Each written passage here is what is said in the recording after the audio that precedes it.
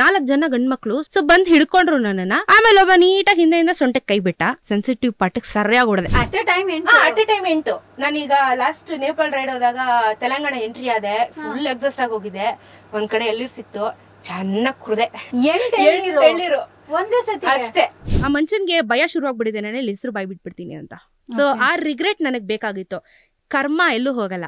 ನಾವು ಸೌತ್ ಇಂಡಿಯನ್ಸ್ಗೆ ಅನ್ನ ಸಾಂಬಾರ್ ತುಂಬಾ ಇಂಪಾರ್ಟೆಂಟ್. ಕರೆಕ್ಟ್. ಅನ್ನ ಏನಿಲ್ಲದ್ರು ಅನ್ನ ಮೊಸರು ಕೊಟ್ಬಿಟ್ರೆ ಸಾಕು. ಕರ್ನಾಟಕ ಬಿಡ್ತಾ ಇದ್ದಂಗೆ ನಮಗ್ ಶುರು ಊಟನೇ ಸಿಗಲ್ಲ. ಅದ್ರಲ್ಲೂ ನಾನು ವೆಜಿಟೇರಿಯನ್, ಇದಿದು ಕಷ್ಟ ನನಗೆ. ದಿನಾ ಫ್ರೈಡ್ ರೈಸ್ ತಿನ್ನು, ದಿನಾ ಜೀರಾ ರೈಸ್ ತಿನ್ನು ಅಂದ್ರೆ ನನ್ ಏನ್ ಆಗ್ಬೇಡ ನನ್ ದೇಹ. ಏನ್ ಯೋಚನೆ ಮಾಡ್ತಿದ್ದೀರಾ? ಬೇಗ ಬೇಗ ಬೆಲ್ ಐಕನ್ ಕ್ಲಿಕ್ ಮಾಡಿ. ಇವತ್ತು ನಮ್ ಜೊತೆ ಇದ್ದಾರೆ biker, YouTuber, moto vlogger Swati. Hi Swati, welcome to the Sanjay show. ನಮಸ್ಕಾರ, ಥ್ಯಾಂಕ್ ಯು ಸೊ ಮಚ್. ಹೇಗಿದ್ದೀರಾ? ಚೆನ್ನಾಗಿದ್ದೀನಿ, ನೀವು? ಚೆನ್ನಾಗಿದ್ದೀನಿ. ನೀವು ಬೈಕಲ್ಲೇ ಬಂದ್ರಾ? ಹೌದು, ಬೈಕಲ್ಲೇ ಬಂದಿದ್ದೀನಿ. ಬೈಕ್ ಬಿಟ್ಟು ಎಲ್ಲೂ ಓಡಾಡಲ್ಲ? ಇಲ್ಲ, ಯೂಶಲಿನು ಎಲ್ಲಿ ಹೋದ್ರು ಬೈಕಲ್ಲಿ ಹೋಗ್ತೀರಾ? ಹೌದು, ಎಲ್ಲೋದ್ರು ಬೈಕಲ್ಲೇ ಹೋಗೋದು. ಫಾರ್ದೆಸ್ಟ್ ಹೋಗಿರೋದು ಅಂದ್ರೆ ಎಲ್ಲಿ? ರೀಸೆಂಟ್ ಆಗಿ ನೇಪಾಳಕ್ಕೆ ಹೋಗಿ ಬಂದಿದ್ದು. So first international ride, longest ಅದೇನೆ. Wow, okay. ಎಷ್ಟು ಬ್ರೇಕ್ಸ್ ತಗೊಂಡ್ರಿ? ಎಷ್ಟು ದಿನ ಆಯ್ತು ಈ ಟ್ರಿಪ್? ಓಕೆ, ಈ ಟ್ರಿಪ್ ಬೇಸಿಕಲಿ ನಾವು ಕಾಸ್ ರೈಡ್ ಮಾಡಿದಂಥದ್ದು, ಸ್ಟಾಪ್ ಸೆಕ್ಷುವಲ್ ವೈಲೆನ್ಸ್ ಅಂತ ಹೇಳಿ. ಸೊ ಹಾಗಾಗಿ ಇದು ಸ್ವಲ್ಪ ಟೈಮ್ ಕನ್ಸಂಪ್ಷನ್ ಅಫ್ಕೋರ್ಸ್ ಇರುತ್ತೆ, ಯಾಕಂದ್ರೆ ನಾವು ಹೋಗೋ ಕಡೆ ಎಲ್ಲ ಕಾಸ್ ನ ನಾವೇನ್ ಮಾಡ್ತಾ ಇದೀವಿ ಅಂತ ಹೇಳಿ ಜನಕ್ಕೆ ತಿಳಿಸ್ಬೇಕಾಗಿರೋದ್ರಿಂದ ಟೈಮ್ ಸಿಕ್ಕಾಪಟ್ಟೆ ತಗೊಳುತ್ತೆ. ಸೊ ಅಕ್ಟೋಬರ್ 1ನೇ ತಾರೀಕು ಹೊರಟಿದ್ದು, 28ನೇ ತಾರೀಕು ನಾವು ನೇಪಾಳ್ ಮುಗಿಸಿ ವಾಪಸ್ ಬೆಂಗಳೂರಿಗೆ ಬಂದ್ವಿ. ನೇಪಾಳ್ಗೆ ಎಂಟ್ರಿ ಆಗಿದ್ದು 6ನೇ ದಿನಕ್ಕೆ, ಅಂದ್ರೆ ಅಕ್ಟೋಬರ್ 6ನೇ ತಾರೀಕು ನಾವು ನೇಪಾಳ ಎಂಟ್ರಿ ಆಗೋಗಿದ್ವಿ. ಸೊ ಆಲ್ಮೋಸ್ಟ್ 28 ಡೇಸ್ ಜರ್ನಿ ಆಗಿತ್ತು. ಸೊ ಇದು ಒಂದು ಬಿಗ್ಗೆಸ್ಟ್ ರೈಡ್. ನೀವ್ ಒಬ್ರೇ ಹೋಗಿದ್ದ? ನಿಮ್ ಜೊತೆ ಯಾರು ಇದ್ರ? ನನ್ ಜೊತೆ ಒಬ್ಳು ಕೋ ರೈಡರ್ ಅನಿತಾ ಅಂತ ಇದ್ರು. ಸೊ ಇಬ್ರು ಸೇರ್ಕೊಂಡು ಮಾಡಿದಂತ ರೈಡ್. ಸೊ ನೀವ್ ಹೇಳಿದ್ರಿ ಕಾಸ್ ರೈಡ್ಸ್ ಅಂತ. How does this work? Okay, so basically ನನ್ನ ಒಂದು ಫೀಲ್ಡ್ ಏನಿದೆ, ಬೈಕಿಂಗ್ ಫೀಲ್ಡ್. ಈ ಬೈಕಿಂಗ್ ಫೀಲ್ಡ್ ಅಲ್ಲಿ ಹೆಣ್ಮಕ್ಳು ಸಿಕ್ಕಾಪಟ್ಟೆ ಕಡಿಮೆ ಇದ್ದಾರೆ. ಇದಕ್ಕೆ ಸಿಕ್ಕಾಪಟ್ಟೆ ಫ್ರೀಡಮ್ ಬೇಕು, ಪೇರೆಂಟ್ಸ್ ಸಪೋರ್ಟ್ 100% ಇರಬೇಕು. ಸೊ ನಾವ್ ಯಾವಾಗ ಎಲ್ ಬೇಕಾದ್ರೂ ಇರ್ಬೋದು, ಹೇಗ್ ಬೇಕಾದ್ರೂ ಇರ್ಬೋದು, ಇದನ್ನ ಪ್ರಿಡಿಕ್ಟ್ ಮಾಡಕ್ಕಾಗಲ್ಲ. ವಾಪಸ್ ಮನೆಗೆ ಬರ್ತೀವಿ ಅಂತಾನು ಕೆಲವೊಂದ್ಸತಿ ಪ್ರಿಡಿಕ್ಷನ್ ಇರೋದಿಲ್ಲ. ಸೊ ಪಾಸಿಟಿವ್ ಎಲ್ಲದೆ, ನೆಗೆಟಿವ್ ಅಫ್ಕೋರ್ಸ್ ಇರುತ್ತೆ. ಅದು ನಾವ್ ಇಲ್ಲಿ ಕೂತಿರೋರು ನೆಕ್ಸ್ಟ್ ಮಿನಿಟ್. ಎಕ್ಸಾಕ್ಟ್ಲಿ. ಸೊ ನಾವು ಆನ್ ದ ರೋಡ್ ಹೋಗ್ಬೇಕಾದ್ರೆ ಅಂತೂ ಪ್ರಿಡಿಕ್ಟ್ ಮಾಡಕ್ಕಾಗಲ್ಲ. ಸೊ ನಾನ್ ಮೈಂಡ್ ಅಲ್ಲಿ ಏನಿತ್ತು ಅಂತ ಹೇಳಿದ್ರೆ, ಬೈಕಿಂಗ್ ಅನ್ನೋದು ಹೆಣ್ಮಕ್ಳು ಏನೋ ಒಂದು ಫೀಲ್ಡ್ಗೆ ಬಂದಿದ್ದೀನಿ, ಆದ್ರೆ ಇದರಲ್ಲಿ ಒಂದು ಎಕ್ಸಾಂಪಲ್ ನ ಸೆಟ್ ಮಾಡ್ಬೇಕು ಅಂತ ನನಗೆ ತಲೆಯಲ್ಲಿತ್ತು. ಹೆಣ್ಮಕ್ಳು ಕಮ್ಮಿ ಇದ್ದಾರೆ, ಸೊ ಹೆಣ್ಮಕ್ಳಿಗೆ ಒಂದು ಮೋಟಿವೇಟ್ ಮಾಡುವಂತ ಒಂದು ಕೆಲಸ ಮಾಡೋಣ, ಜೊತೆಗೆ ಸಮಾಜ ಸೇವೆ ಒಂದು ಕೆಲಸ ಮಾಡೋಣ, ಜೊತೆಗೆ ಕನ್ನಡಕ್ಕೆ ಇನ್ನೊಂದು ಸೇವೆ ಮಾಡೋಣ ಅಂತ ಹೇಳಿ 3 ಕಾನ್ಸೆಪ್ಟ್ ತಗೊಂಡ್ಬಂದೆ ನಾನು. ಮಾಮೂಲಿ ಯೂಶಲಿ ಬೈಕರ್ಸ್ ಎಲ್ಲ ನೀವು ನೋಡ್ತಾ ಇರ್ತೀರಾ, ಇವಾಗ ಗಲ್ಗಲಿಯಲ್ಲೂ ಸ್ಟ್ರೀಟ್ ಅಲ್ಲೂ ಬೈಕರ್ಸ್ ಗಳು ದಿನ ಬೆಳಗಾದ ಸ್ಯಾಟರ್ಡೆ ಸಂಡೇ ಬಂದ್ರೆ ಜುಮ್ ಅಂತ ಹೋಗೋರೆ ಜಾಸ್ತಿ. ಸೊ ಅಂತವ್ರ ಮಧ್ಯೆ ನಾವ್ ಯಾಕೆ ಇನ್ನೊಂದ್ ಸ್ವಲ್ಪ ಸ್ಪೆಷಲ್ ಆಗಿ ನಾವೇನಾದ್ರೂ ಮಾಡಬಾರ್ದು ಅಂತ ಹೇಳಿ ಕಾನ್ಸೆಪ್ಟ್ ಬಂತು. ಸೊ ಕಾಸ್ ರೈಡ್ ಗಳನ್ನ ಮಾಡೋಣ ಅಂತ ಶುರು ಮಾಡ್ಕೊಂಡಿದ್ದು. ಎಲ್ಲರೂ ಮಾಡ್ತಾರೆ ಕಾಸ್ ರೈಡ್ ನ, ಮಾಡಲ್ಲ ಅಂತ ಬ್ಲೇಮ್ ಮಾಡ್ತಿಲ್ಲ. ಸಣ್ಣ ಪುಟ್ಟ ಕಾಸ್ ರೈಡ್ ಗಳನ್ನ ಮಾಡ್ತಾರೆ, ಲೈಕ್ ಕ್ಯಾನ್ಸರ್ ಅವೇರ್ನೆಸ್ ಅಥವಾ ಪ್ಲಾಂಟೇಶನ್, ಪ್ಲಾಸ್ಟಿಕ್ ಡ್ರೈವ್ ಕ್ಲೀನು, ಈ ತರ ಮಾಡ್ತಾರೆ. ದೊಡ್ಡ ಮಟ್ಟದಲ್ಲಿ ಮಾಡ್ಬೇಕು ಅಂತ ನನ್ನ ತಲೆಗೆ ಬಂತು. ಸೊ ಫಸ್ಟ್ ಕಾಸ್ ರೈಡ್ ಮಾಡಿದ್ದು ಮಹಿಳೆಯರ ಭಯಮುಕ್ತ ಕರ್ನಾಟಕ ಅಂತ ಹೇಳಿ 31 ಜಿಲ್ಲೆಗಳು 34 ದಿನಗಳಲ್ಲಿ 4 ಜನ ಹೆಣ್ಮಕ್ಳು ಸೇರ್ಕೊಂಡು ಈ ರೈಡ್ ನ ಮಾಡಿದ್ವಿ. ಇಡೀ ಕರ್ನಾಟಕ ಸುತ್ತಿದ್ವಿ, ಎಲ್ಲಾ ಜಿಲ್ಲೆಗಳಿಗೂ ಅವೇರ್ನೆಸ್ ನ ಕೊಟ್ಟಿದೀವಿ. ಹೆಸರಿಗೆ ಮಾತ್ರ ಅವೇರ್ನೆಸ್ ಅಂತ ಇಟ್ಕೊಂಡೋಗಲ್ಲ, ಹೋಗೋ ಪ್ರತಿಯೊಂದು ಜಿಲ್ಲೆಯಲ್ಲೂ ಗಾರ್ಮೆಂಟ್ಸ್ ಆಗಿರ್ಬೋದು, ಸ್ಕೂಲು ಕಾಲೇಜಸ್ ಆಗಿರ್ಬೋದು, ಪ್ರತಿಯೊಂದು ಜಾಗಗಳಿಗೆ ನಮ್ಗೆ ಆಪರ್ಚುನಿಟೀಸ್ ಎಲ್ಲಿ ಸಿಗುತ್ತೆ. ಪಬ್ಲಿಕ್ ಅಲ್ಲಿ ಕೂಡ ಆಪರ್ಚುನಿಟಿ ಸಿಕ್ಕಿದ ಕಡೆ ಮಾತಾಡ್ತೀವಿ, ನಾವೇನು ಉದ್ದೇಶಕ್ಕೆ ಬಂದಿದೀವಿ ಅಂತ ಅವರಿಗೆ ಮುಟ್ಟಿಸ್ತೀವಿ. ಅದರಿಂದ ಇಂಪ್ಯಾಕ್ಟ್ ಕೂಡ ನಾವು ಒಳ್ಳೆ ರೀತಿ ಇಂಪ್ಯಾಕ್ಟ್ ನ ಎಕ್ಸ್ಪೆಕ್ಟ್ ಮಾಡ್ತೀವಿ. ಅದರಿಂದ ಇಂಪ್ಯಾಕ್ಟ್ ಕೂಡ ಆಗಿದೆ ನಮಗೆ, ಲೈಕ್ ಒಳ್ಳೆ ರೆಸ್ಪಾನ್ಸ್ ಬಂದಿದೆ. ಸೊ ಇದಾದ್ಮೇಲೆ ಎರಡನೇದು ಮಾಡಿದ್ದು ನಾನು ಸಮುದ್ರ ಜೀವಿಗಳನ್ನ ಉಳಿಸಿ ಅಂತ ಹೇಳಿ. ಯಾಕಂದ್ರೆ 90% ಆಕ್ಸಿಜನ್ ನಮ್ಗೆ ಸಮುದ್ರದಿಂದ ಬರ್ತಾ ಇದೆ. ಬೆಂಗಳೂರಲ್ಲಿ ಜನ ಹೇಗೆ ಅಂದ್ರೆ ವೀಕೆಂಡ್ ಬಂತು ಅಂದ್ರೆ ಸಮುದ್ರದ ಕಡೆ ಹೋಗ್ತಾರೆ, ಬಟ್ ಎಂಜಾಯ್ ಮಾಡ್ಬಿಟ್ಟು ಬರ್ತಾ ಇದಾರೆ, ಪ್ಲಾಸ್ಟಿಕ್ ಹಾಕ್ಬಿಟ್ಟು ಬರ್ತಾ ಇದಾರೆ. ಸೊ ಅದನ್ನ ಬದಲಾಯಿಸಬೇಕಾಗಿತ್ತು, ಯಾಕಂದ್ರೆ ಆಕ್ಸಿಜನ್ ಅಲ್ಲಿಂದ ಬರ್ತಾ ಇದೆ. ಈಗ ಆಲ್ರೆಡಿ ಎನ್ವಿರಾನ್ಮೆಂಟ್ ಸಿಕ್ಕಾಬಡೆ ಪ್ರಾಬ್ಲಮ್ ಆಗಿದೆ. ಸೊ ಸಣ್ಣ ಸೇವೆ ಮಾಡೋಣ ಅಂತ ಹೇಳಿ ಪ್ಲಾಸ್ಟಿಕ್ ಡ್ರೈವ್ ಕ್ಲೀನ್ ಮಾಡಿದ್ವಿ. ಕರ್ನಾಟಕದ ಎಲ್ಲಾ ಬೀಚಸ್ ನ ಕ್ಲೀನ್ ಮಾಡಿದ್ವಿ. ಇದು ಒಂದು 15 ದಿನದ ಕಾಸ್ ರೈಡ್ ಆಗಿತ್ತು. ಥ್ರೂ ಲಯನ್ಸ್ ಹೆಲ್ಪ್ ತಗೊಂಡು ಇದನ್ನ ಮಾಡಿದ್ವಿ. ಸೊ ಹ್ಯಾಂಡ್ ಓವರ್ ಮಾಡಿದೀವಿ ಒಂದೊಂದು ಬೀಚಸ್ ನ ಲಯನ್ಸ್ ಅವ್ರಿಗೆ. ಸೊ ನಾವು ಒಂದಿನ ಬಂದು ಹೋಗ್ಬೋದು ಸ್ವಾಮಿ, ನೀವು ಅದನ್ನ ಕಂಟಿನ್ಯೂ ಮಾಡಿ ಅಂತ ಹೇಳಿ ಅವರು ನೋಡ್ಕೊಂತಾ ಇದಾರೆ, ಕ್ಲೀನ್ ಮಾಡ್ತಾ ಇದಾರೆ, ಅದ್ರ ಮೇಲೆ ಕಾನ್ಸಂಟ್ರೇಷನ್ ಮಾಡ್ಕೊಂಡಿದ್ದಾರೆ. ಅಲ್ಲಿರುವಂತ DC ಗಳನ್ನೆಲ್ಲ ಭೇಟಿ ಮಾಡಿದ್ವಿ, ಒಳ್ಳೆ ರೆಸ್ಪಾನ್ಸ್ ಸಿಕ್ಕಿದೆ ನಮಗೆ. ಸೊ ಪ್ರಾಬಬ್ಲಿ ಮುಂದಿನ ದಿನಗಳಲ್ಲಿ ಸ್ವಲ್ಪ ಜನ ಜಾಗೃತರಾಗಿ ಬರೀ ಮಜಾ ಮಸ್ತಿ ಮಾಡಕ್ಕಲ್ಲ, ಹೋದಾಗ ಪ್ಲಾಸ್ಟಿಕ್ ಹಾಕಿದ್ರೆ ವಾಪಸ್ ಎತ್ಕೊಂಡ್ ಬಂದು ಡಸ್ಟ್ಬಿನ್ ಹಾಕ್ಬೇಕು ಅನ್ನೋ ಕಾಮನ್ ಸೆನ್ಸ್ ನ ಕಲ್ತ್ಕೋಬೇಕು. ಅಲ್ಲಿ ತನಕ ಬದಲಾಗೋದಿಲ್ಲ ಇದು. ಸೊ ಸಣ್ಣ ಸೇವೆ ಮಾಡಿದ್ವಿ. ಇದು ಬಂದು ಸ್ಟಾಪ್ ಸೆಕ್ಷುವಲ್ ವೈಲೆನ್ಸ್ ಅಂತ ನೇಪಾಳಗೆ ಫಸ್ಟ್ ಇಂಟರ್ನ್ಯಾಷನಲ್ ನಂದು ಕೂಡ. ಸೊ ಬೈಕಲ್ಲಿ ಆನ್ ದ ರೋಡ್ ಇದನ್ನ ಕಾನ್ಸೆಪ್ಟ್ ತಗೊಂಡ್ವಿ, ಸೆಕ್ಷುವಲ್ ವೈಲೆನ್ಸ್ ಅಂತ ಹೇಳಿ. ಯಾಕಂದ್ರೆ ನನ್ನ ಮೇಲೂ ಒಂದು 4-5 ಅಬ್ಯೂಸ್ಮೆಂಟ್ಗಳಾಗಿದ್ದಾವೆ. ಸೊ ನನ್ನನ್ನು ನಾನು ಎಕ್ಸಾಂಪಲ್ ಆಗಿ ಸೊಸೈಟಿಗೆ ಹೇಳಬೇಕಾಗಿತ್ತು. ಯಾಕಂದ್ರೆ ಒಂದು ಹೆಣ್ಮಗು ಮಾತಾಡ್ತಿದೆ ಅಂತ ಹೇಳಿದ್ರೆ ಇನ್ನೊಂದು ಹೆಣ್ಮಗು ನನ್ನ ಕತೆನ ಕೇಳಿ ಇನ್ಸ್ಪೈರ್ ಆಗ್ಬೋದು, ಮೋಟಿವೇಟ್ ಆಗ್ಬೋದು, ಅವಳಿಗೆ ಆಗ್ತಾ ಇರುವಂತ ಕಷ್ಟನ ಧೈರ್ಯವಾಗಿ ಹೇಳ್ಕೋಬಹುದು. ಸೊ ಇದು ಬರೀ ಹೆಣ್ಮಕ್ಳಿಗೆ ಅಂತಲ್ಲ, ಗಂಡ್ಮಕ್ಳಿಗೂ ಸಮೇತನೇ ಈ ಕಾಸ್ ರೈಡ್ ನ ಮಾಡಿದ್ದು. ಬಟ್ ಯೂಶಲಿ ಸೊಸೈಟಿಯಲ್ಲಿ ನೋಡಿದಾಗ ಹೆಣ್ಮಕ್ಳ ಮೇಲೆ ಜಾಸ್ತಿ ಇಂಪ್ಯಾಕ್ಟ್ ಇದೆ ಈ ಒಂದು ವಿಚಾರದ ಬಗ್ಗೆ. ಸೊ ಈ ಒಂದು ಅವೇರ್ನೆಸ್ ನ ಇಲ್ಲಿಂದ ಕರ್ನಾಟಕದಿಂದ ನೇಪಾಳ ತನಕನೂ ತಗೊಂಡೋದ್ವಿ. ಆ ನೇಪಾಳಲ್ಲೂ ಕೂಡ ಕಂಪ್ಲೀಟ್ ಮುಕ್ತಿನಾಥ್ವರೆಗೂ, ಮುಸ್ತಾಂಗ್ ಅಂತ ಏನ್ ಕರಿತೀವಿ ಅಲ್ಲಿವರೆಗೂ, ತುದಿವರೆಗೂ ಹೋಗಿದೀವಿ. ಅಲ್ಲಿವರೆಗೂ ಕಾಸ್ ನ ಮುಗಿಸಿ ವಾಪಸ್ಸು 28ಕ್ಕೆ ಬೆಂಗಳೂರಿಗೆ ಬಂದ್ವಿ. ಇದು ಕೂಡ ಬಹಳ ದೊಡ್ಡ ಒಂದು ಇಂಪ್ಯಾಕ್ಟ್ ಕ್ರಿಯೇಟ್ ಮಾಡ್ತು ಸೊಸೈಟಿಯಲ್ಲಿ. ಹಾಗೇನೆ ಕರ್ನಾಟಕದಿಂದ ಫಸ್ಟ್ ಫೀಮೇಲ್ ಬೈಕರ್ಸ್ ಕಾಸ್ ರನ್ ಇಟ್ಕೊಂಡು ನೇಪಾಳಕ್ಕೆ ಹೋಗಿರೋ ಪಟ್ಟಿಯಲ್ಲಿ ನಾವಿದೀವಿ ಇವಾಗ. ಸೊ ಅದನ್ನ ಹೇಳ್ಕೊಳಕ್ ಖುಷಿ ಆಗತ್ತೆ. ಸೊ ಈ ರೀತಿ ಒಂದಷ್ಟು ಅವೇರ್ನೆಸ್ ಗಳನ್ನ ಮಾಡ್ಕೊಂತ ಬಂದಿದೀವಿ. ಇದಿಷ್ಟು ವಿಚಾರ. ನೀವ್ ಹೇಳಿದ್ರಿ ನಿಮ್ಗೆ ಅಬ್ಯೂಸ್ ಆಗಿದೆ ಅಂತ, sexual abuse. Yes. Do you want to talk about it? Yes, ಖಂಡಿತ, ಏನ್ ತೊಂದ್ರೆ ಇಲ್ಲ. ಇರೋದನ್ನ ಇದ್ದಿದ್ದಂಗೆ ಹೇಳೋದು. ನನ್ನ ಕಂಟೆಂಟ್ಗಳನ್ನ ಜನ ನೋಡಿದ್ರೆ ಗೊತ್ತಿರತ್ತೆ ನಾನು ಯಾವ ರೀತಿ ಮಾತಾಡ್ತೀನಿ ಅಂತ ಹೇಳಿ. ಯೂಟ್ಯೂಬ್ ಅನ್ನೋ ಜರ್ನಿಗೆ ನಾನು ಬಂದು ಆಲ್ಮೋಸ್ಟ್ 5 ವರ್ಷ ಆಗಿದೆ, ಬೈಕಿಂಗ್ ಪ್ಲಸ್ ಯೂಟ್ಯೂಬ್ ಎರಡಕ್ಕೂ. ಬೇಸಿಕಲಿ ಇನಿಷಿಯಲ್ ಸ್ಟೇಜಸ್ ಅಲ್ಲೆಲ್ಲ ನಾವು ಗ್ರೋತ್ ಆಗ್ಬೇಕಾದ್ರೆ ಈ ಕೊಲಾಬ್ರೇಷನ್ ಅನ್ನೋದು ಅತಿ ಹೆಚ್ಚು ಬೇಕಾಗಿರುವಂತ ಒಂದು ವಿಚಾರ. ಈಗ ಸೊಸೈಟಿಯಲ್ಲಿ ಗ್ರೋತ್ ಬೇಕು ಅಂತ ಹೇಳಿದ್ರೆ, ಈಗ ಒಬ್ಬ 1000 ಫಾಲೋವರ್ಸ್ ಇದ್ರು ಒಂದು 10,000 ಫಾಲೋವರ್ಸ್ ಇರೋನ ಹತ್ರ ಬಂದು ಕೇಳ್ತಾನೆ, ಗುರು ಕೊಲಾಬ್ರೇಷನ್ ಮಾಡು, ನಾನು ಬೆಳಿತೀನಿ ನೀನು ಬೆಳಿತೀನಿ. ಅವ್ರ ಸ್ವಾರ್ಥನೂ ಇರುತ್ತೆ, ಬೆಳವಣಿಗೆನೂ ಇರುತ್ತೆ. ಸೊ ನಾನು ಒಂದು ಸ್ಟೇಜ್ಗೆ ಬಂದಿದೆ ಯೂಟ್ಯೂಬ್ ಅಲ್ಲಿ, ಒಂದು 5,000 ಒಂದು 6,000 ಆ ಲೆವೆಲ್ ಅಲ್ಲಿ ಇದ್ದೆ ನಾನು. ಬಟ್ ರೈಡ್ ಕಂಟಿನ್ಯೂಸ್ ಆಗಿ ಮಾಡ್ತಿದ್ದೆ, ಕಂಟೆಂಟ್ ಕೊಟ್ಟು ರೀಚ್ ಆಗ್ತಾ ಇರ್ಲಿಲ್ಲ. ಸೊ ನನಗೂ ಎಲ್ಲೋ ಒಂದ್ ಕಡೆ ಗುರು ಕೆಲಸ ಎಲ್ಲ ಬಿಟ್ಬಿಟ್ಟು ಬಂದ್ಬಿಟ್ಟು ಇದನ್ ಮಾಡ್ತಾ ಇದೀನಿ, ಜನ ನನ್ನ ವಿಡಿಯೋಸೇ ನೋಡ್ತಿಲ್ಲ, ಅಥವಾ ನಾನ್ ತಪ್ಪು ಮಾತಾಡ್ತಾ ಇದ್ದೀನಾ, ಜನಕ್ಕೆ ಇಷ್ಟ ಆಗ್ತಿಲ್ವಾ, ಆತರ ಏನೇನೋ ಒಂದಷ್ಟು ನೆಗೆಟಿವ್ ಸೈಡ್ ತಲೆಗೆ ಬರ್ತಿತ್ತು. ಸೊ ಒಂದ್ ದೊಡ್ಡ ಯೂಟ್ಯೂಬರ್ ಹತ್ರ ಕೊಲಾಬ್ರೇಷನ್ ಕೇಳ್ದೆ ನಾನು, ಗೊತ್ತಿರೋ ಮನುಷ್ಯನೇ ಕೇಳ್ದೆ, ಕೊಲಾಬ್ರೇಷನ್ ಮಾಡೋಣ, ಒಂದ್ ರೈಡ್ ಹೋಗೋಣ. ಸೊ ಯೂಶಲಿ ಕೊಲಾಬ್ರೇಷನ್ ಅಂದ್ರೆ ಎಸ್ ರೈಡರೇನೆ. ಸೊ ನಾವು ಕೊಲಾಬ್ರೇಷನ್ ಅಂದ್ರೆ ನಮ್ಮ ಅರ್ಥದಲ್ಲಿ ಒಂದು ರೈಡ್ ಅಂತ ಹೇಳಿ. ಸೊ ಇಲ್ಲಿಂದ ನಂದಿ ಬೆಟ್ಟಕ್ಕೆ ಹೋಗೋದು, ಇಲ್ಲಾಂದ್ರೆ ಇನ್ನೊಂದು ಆಫ್ ರೋಡಿಂಗ್ ಮಾಡುವಂತದ್ದು, ಈ ರೀತಿ ಒಂದಷ್ಟು ವಿಚಾರಗಳಿರುತ್ತೆ ರೈಡರ್ಸ್ ಮಧ್ಯ. ಒಂದ್ ರೈಡ್ ಹೋಗಿ ಬರೋಣ, ಲೈಕ್ ನಿಮ್ ಚಾನಲ್ ನಾನು ಇಂಟ್ರೊಡ್ಯೂಸ್ ಮಾಡಿ ಅಥವಾ ನನ್ನ ಚಾನಲ್ ನಿಮ್ಮನ್ನು ಇಂಟ್ರೊಡ್ಯೂಸ್ ಮಾಡ್ತೀನಿ, ಇಬ್ರು ಬೆಳೆಯೋಣ ಅನ್ನೋ ತರ ಅಪ್ರೋಚ್ ಮಾಡಿದ್ದು. ಆ ಮನುಷ್ಯ ಏನು ಅಂತ ಹೇಳ್ಬೇಕು ಅಂದ್ರೆ, ಓಕೆ ನಾನು ನಿನಗೆ ಏನು ಕೊಲಾಬ್ರೇಷನ್ ಮಾಡೋದಕ್ಕೆ ನಾನು ಅಕ್ಸೆಪ್ಟ್ ಮಾಡ್ತೀನಿ, ಆದ್ರೆ ನೀನ್ ನನ್ನ ಜೊತೆ ಬಂದು ಮಲ್ಕೋಬೇಕು, ನೀ ನನಗೆ ಎಲ್ಲಾ ತರನು ಕಂಫರ್ಟಬಲ್ ಆಗಿರ್ಬೇಕು ನೀನು, ಅವಾಗ ನಾನು ನಿನ್ನ ಬೆಳೆಸ್ತೀನಿ ಅಂತ ಮಾತು ಬಂತು ನನಗೆ.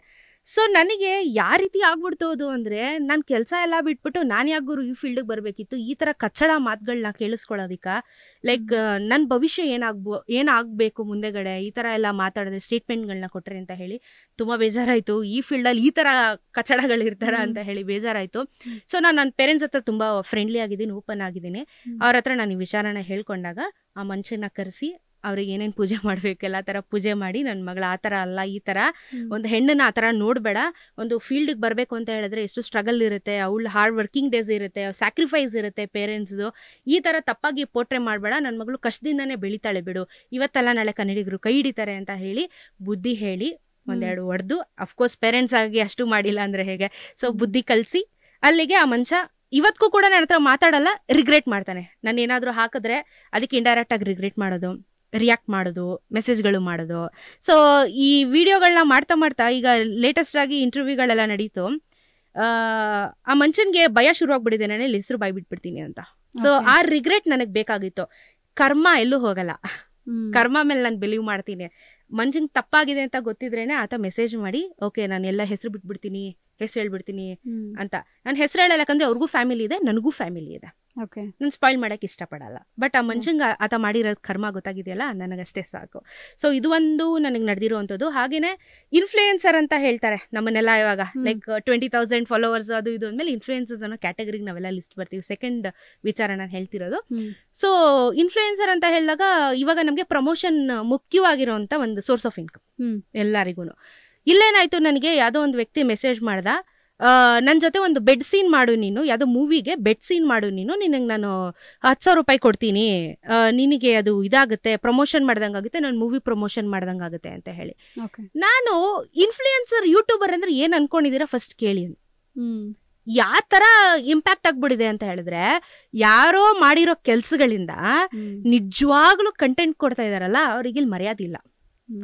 ಯಾಕಂದ್ರೆ ದಿನಕ್ಕೆ ಒಂದು 2-3 ರೀಲ್ಸ್ ಕೊಡ್ತೀವಿ, ಪೋಸ್ಟ್ಗಳು ಹಾಕ್ತಿವಿ, ಆಕ್ಟಿವ್ ಇರೋ ಸ್ಟೋರೀಸ್ ಹಾಕ್ತಿರ್ತೀವಿ. ಏನಕ್ಕೆ? ಓಕೆ, ನಾವೇನು ಮಾಡ್ತಾ ಇದೀವಿ ಅಂತ ಸಮಾಜಕ್ಕೆ ಒಳ್ಳೆ ತರದಲ್ಲಿ ಗೊತ್ತಾಗ್ಲಿ, ಒಳ್ಳೆ ಕೆಲಸ ಮಾಡ್ತಾ ಇದೀವಿ ಅಂತ ಸಮಾಜಕ್ಕೆ ಗೊತ್ತಾಗ್ಲಿ ಅಂತ. ಯಾರೋ ಮಾಡ್ತಾ ಇರೋ ತಪ್ಪುಗಳಿಂದ, ಯಾರೋ ಇನ್ಫ್ಲೂಯೆನ್ಸರ್ಸ್ ಮಾಡ್ತಾ ಇರೋ ತಪ್ಪುಗಳಿಂದ ಅದು ಕಂಟೆಂಟ್ ಕ್ರಿಯೇಟರ್ಸ್ಗೆ ಇಂಪ್ಯಾಕ್ಟ್ ಆಗ್ತಾ ಇದೆ. ಸೊ ಇದೊಂದು ಬ್ಯಾಡ್ ಇನ್ಫ್ಲೂಯೆನ್ಸರ್ ಅನ್ನೋ ಒಂದು ವಿಷಯದಲ್ಲಿ ನಡೆದಿದ್ದು. ಸೊ ಹಾಗೇನೆ ನನಗೆ ಫಿಸಿಕಲಿ ಅಂತ ಬಂದಾಗ, ಫಿಸಿಕಲಿ ಕೂಡ ಒಂದು ಇನ್ಸಿಡೆಂಟ್ ನಡೆದಿದೆ ನನಗೆ. ಬಿಗಿನಿಂಗ್ ಸ್ಟೇಜಲ್ಲಿ, ಬೈಕಿಂಗ್ ಬಂದು ಬಿಗಿನಿಂಗ್ ಸ್ಟೇಜಲ್ಲಿ ಒಂದು 6-7 ತಿಂಗಳು ಪ್ರಾಬಬ್ಲಿ ನಾನು ಈ ಫೀಲ್ಡಿಗೆ ಬಂದು ರೈಡ್ಸ್ಗಳನ್ನ ಮಾಡೋದಕ್ಕೆ ಶುರು ಮಾಡಿದಾಗ ನಾನು ಒಂದು ಬೇರೆ ಸ್ಟೇಟಿಗೆ ಹೋಗಿದ್ದೆ. ನಮ್ಮ ಸ್ಟೇಟ್ ಬಿಟ್ಟು ಬೇರೆ ಸ್ಟೇಟಿಗೆ ಹೋಗಿದ್ದೆ. ಒಬ್ಳೇ ಇದೆ ನಾನು ಅವತ್ತು. ಫಸ್ಟ್ ಸೋಲೋ ಟ್ರಾವೆಲ್ ಅಂತ ಅದೇನೆ ಶುರು ಆಗಿದ್ದು. ಸೊ ಹೋದಾಗ ಏನಾಯ್ತು, ನನಗೆ ಪೀರಿಯಡ್ಸ್ ಅಲ್ಲಿ ಇದೆ ನಾನು. ನನಗೆ ಬ್ರೇಕ್ ಬೇಕಿತ್ತು. ನಾನು ಇನ್ನೂ ಕಂಫರ್ಟಬಲ್ ಇರಲಿಲ್ಲ, ಒಬ್ಳೆ ಸ್ವಲ್ಪ ಭಯ ಎಲ್ಲ ಇತ್ತು ನನಗೂ ಬೇಸಿಕಲಿ. ಸೊ ರೆಸ್ಟ್ ತಗೊಳ್ಳೋಣ ಅಂತ ಹೇಳಿ ಒಂದು ಘಾಟ್ ಸೆಕ್ಷನ್ ಎಂಟ್ರಿ ಆಗಿದೆ ನಾನು. ಒಂದ್ ಅಂಗಡಿ ಕಾಣಿಸ್ತು. ಓಕೆ, ಕುಂತ್ಕೊಳ್ಳೋಣ, 2 ನಿಮಿಷ ಟೀ ಕುಡ್ದು ಹೋಗೋಣ ಅಂತ ಹೇಳ್ಬಿಟ್ಟು ಸ್ಟಾಪ್ ಮಾಡಿ, ಅನ್ಲೆಸ್ ಅಂಡ್ ಅಂಟಿಲ್ ನಾನು ಬೆಳಿಗ್ಗೆ ಒಂದು 11 ಆ ರೇಂಜ್ಗೆನೆ ಗೇರ್ಸ್ ಎಲ್ಲ ರಿಮೂವ್ ಮಾಡೋ ತನಕ ನಾನು ಹುಡುಗಿನ ಅಂತ ಗೊತ್ತಾಗಲ್ಲ, ಅಂದ್ರೆ ಫುಲ್ಲಿ ಗೀರಪ್ ಅಲ್ಲಿ ಇರ್ತೀವಿ.